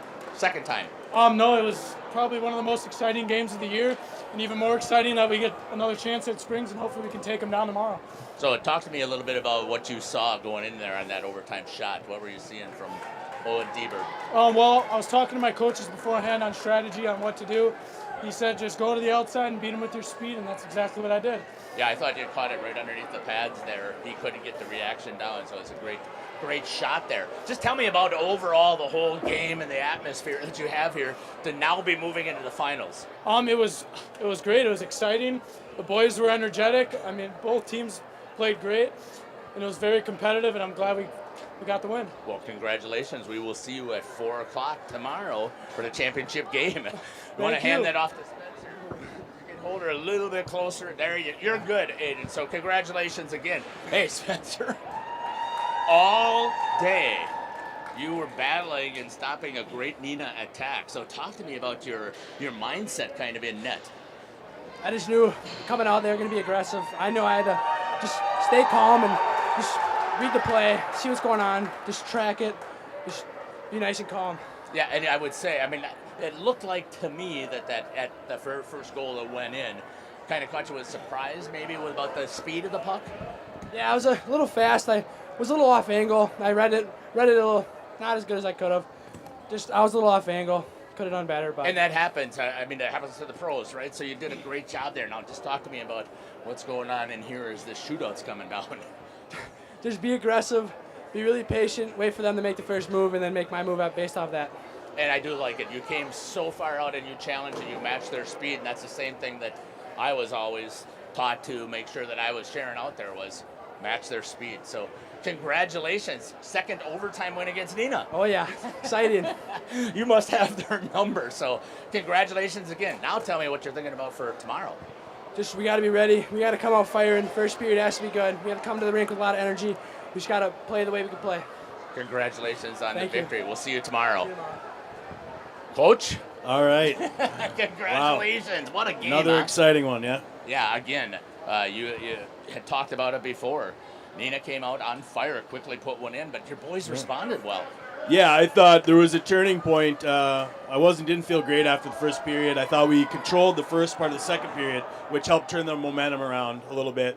And then obviously a long power play helped too, and to gain some momentum. But I really liked the way our boys turned the momentum around. So very similar to the game at the Champion Center? Yeah, very similar. You know, it kind of was like you said, a couple quick plays, really a grind out game. I mean, defensively, every play mattered. Every diving puck mattered, you know, and that's, I guess, what you want to see. Yeah. Both teams left their hearts out there. So and they did. Yeah, so congratulations on that. So what is your thought process in when it's coming down to a shootout? Yeah, I mean, we talked about it. We talked about the lineups and the skill sets we got. Coach Kiekler and Coach Ellingson, we were working up a little strategy, but, you know, mostly it's just take what's given, you know. Keep your head up and hopefully the players can make plays. So, and obviously when you got a goalie like Spencer, we know he's one of the best goalies in the state, and he's going to play aggressive in the shootout, even against Neenah's top players. So, yeah, all the I congrats completely to him. agree with you there. I love watching Spencer play. Yep. And I'm going to still give a shout out to Owen Diebert. He played both of them great. Yep. Yeah, so it was a great game. So talk to me about tomorrow now. What's your philosophy for tomorrow? Yeah, Big rival. Yeah. So we can get this rivalry back, and we look good for the revenue for the tourney. So, right? It helps at the gate. So getting the two home teams together, but you know, we're just excited to play against them. Really, our boys, after really to be honest with you, having a flat game in December against them, are thrilled to have another opportunity to redeem ourselves a little bit. No, but that's okay. It's all about bragging rights, taking it into the summer and the off season. So it's all good and all good fun. But we're going to be ready. So congratulations, Coach. Great Thank you. job. And, appreciate it. I'll be in touch. All right. Thanks. Take care. You bet. Thanks. Congratulations, Justin. You want to finish that up a little bit up there with some stats? So end of the night, I mean, Spencer Schober ends up with 31 stops on 30 stops on 31 shots, and Owen Diebert with 32 shots against, 31 stops. So opening the scoring tonight for Neenah was Carter Simonson from Ben Carey and Cole Rothermel, and then power play goal, 6:39 left in the first period. Let's be honest, both goals were scored in the first period, and we did not have a lot of offense. It was, Coach Saracen even said it was a defensive battle. A goal scored by Connor Klapperick from Blake Spies, a great pass and a bar down shot. I mean, both in the shootout, I mean, overtime there was a couple chances for Neenah, not too many chances for Fondy. I would say there was the one chance on the back door with a wide open look. I mean, 5-on-5 overtime seemed like teams kind of kept everything to the outside. Didn't seem like people really wanted to, I guess, more give up that goal. I mean, it was very passive. It wasn't incredibly aggressive. And in the shootout, I mean, you talked to Hefner said it. He said coach said come down with a little bit of speed and look into the middle, cut to the middle and beat them around them. And I said that. I said, if you want to do that, maybe someone change a little bit of pace.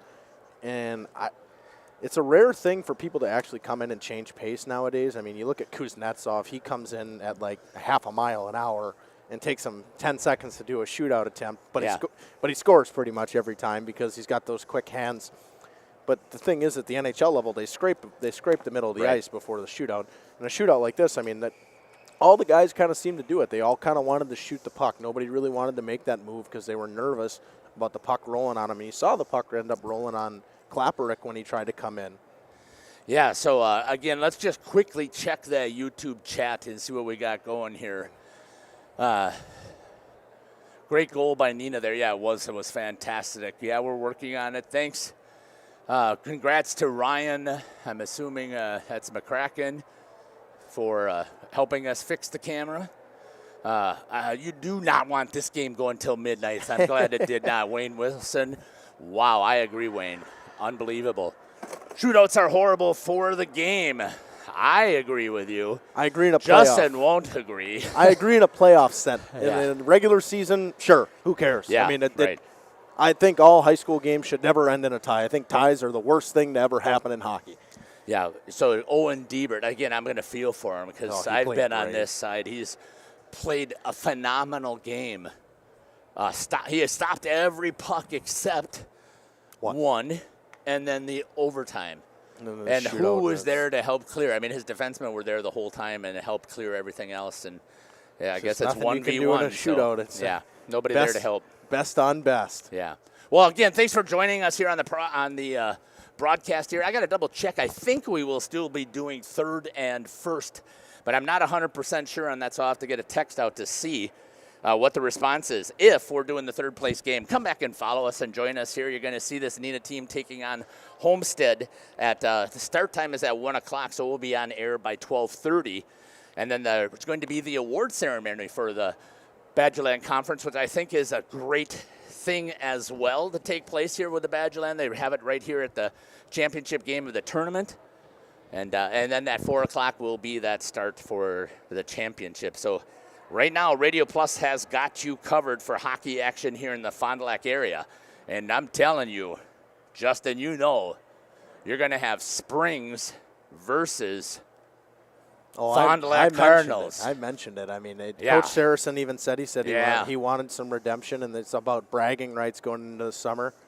It is about bragging rights. The conference tournament's a whole different animal. I mean, I'd rather, my opinion, we could lose to Fondy and lose the Sturgeon Cup, but if you were to win, and this is me saying in St. Mary Springs eyes, but if you were to win the Badgerland Trophy, that's better bragging rights than having the Sturgeon Cup for a year. I mean, that's my opinion. Right, exactly. Well, thanks again for joining us here. We hope you've enjoyed the broadcast. Justin, thanks again for your great insight and for broadcasting this with me, helping me get all the equipment set up. We're going to be back here tomorrow. I believe it will be on air at about 12:30, and then we'll probably just roll. There will be 2 links, so we'll probably roll right into the ceremony, and then they'll get Fond du Lac and Springs will get their warm-ups. Wow, again, what a game. Take care. God bless. and I can't wait to see you at the rink. This is Jeff Sauer here for Radio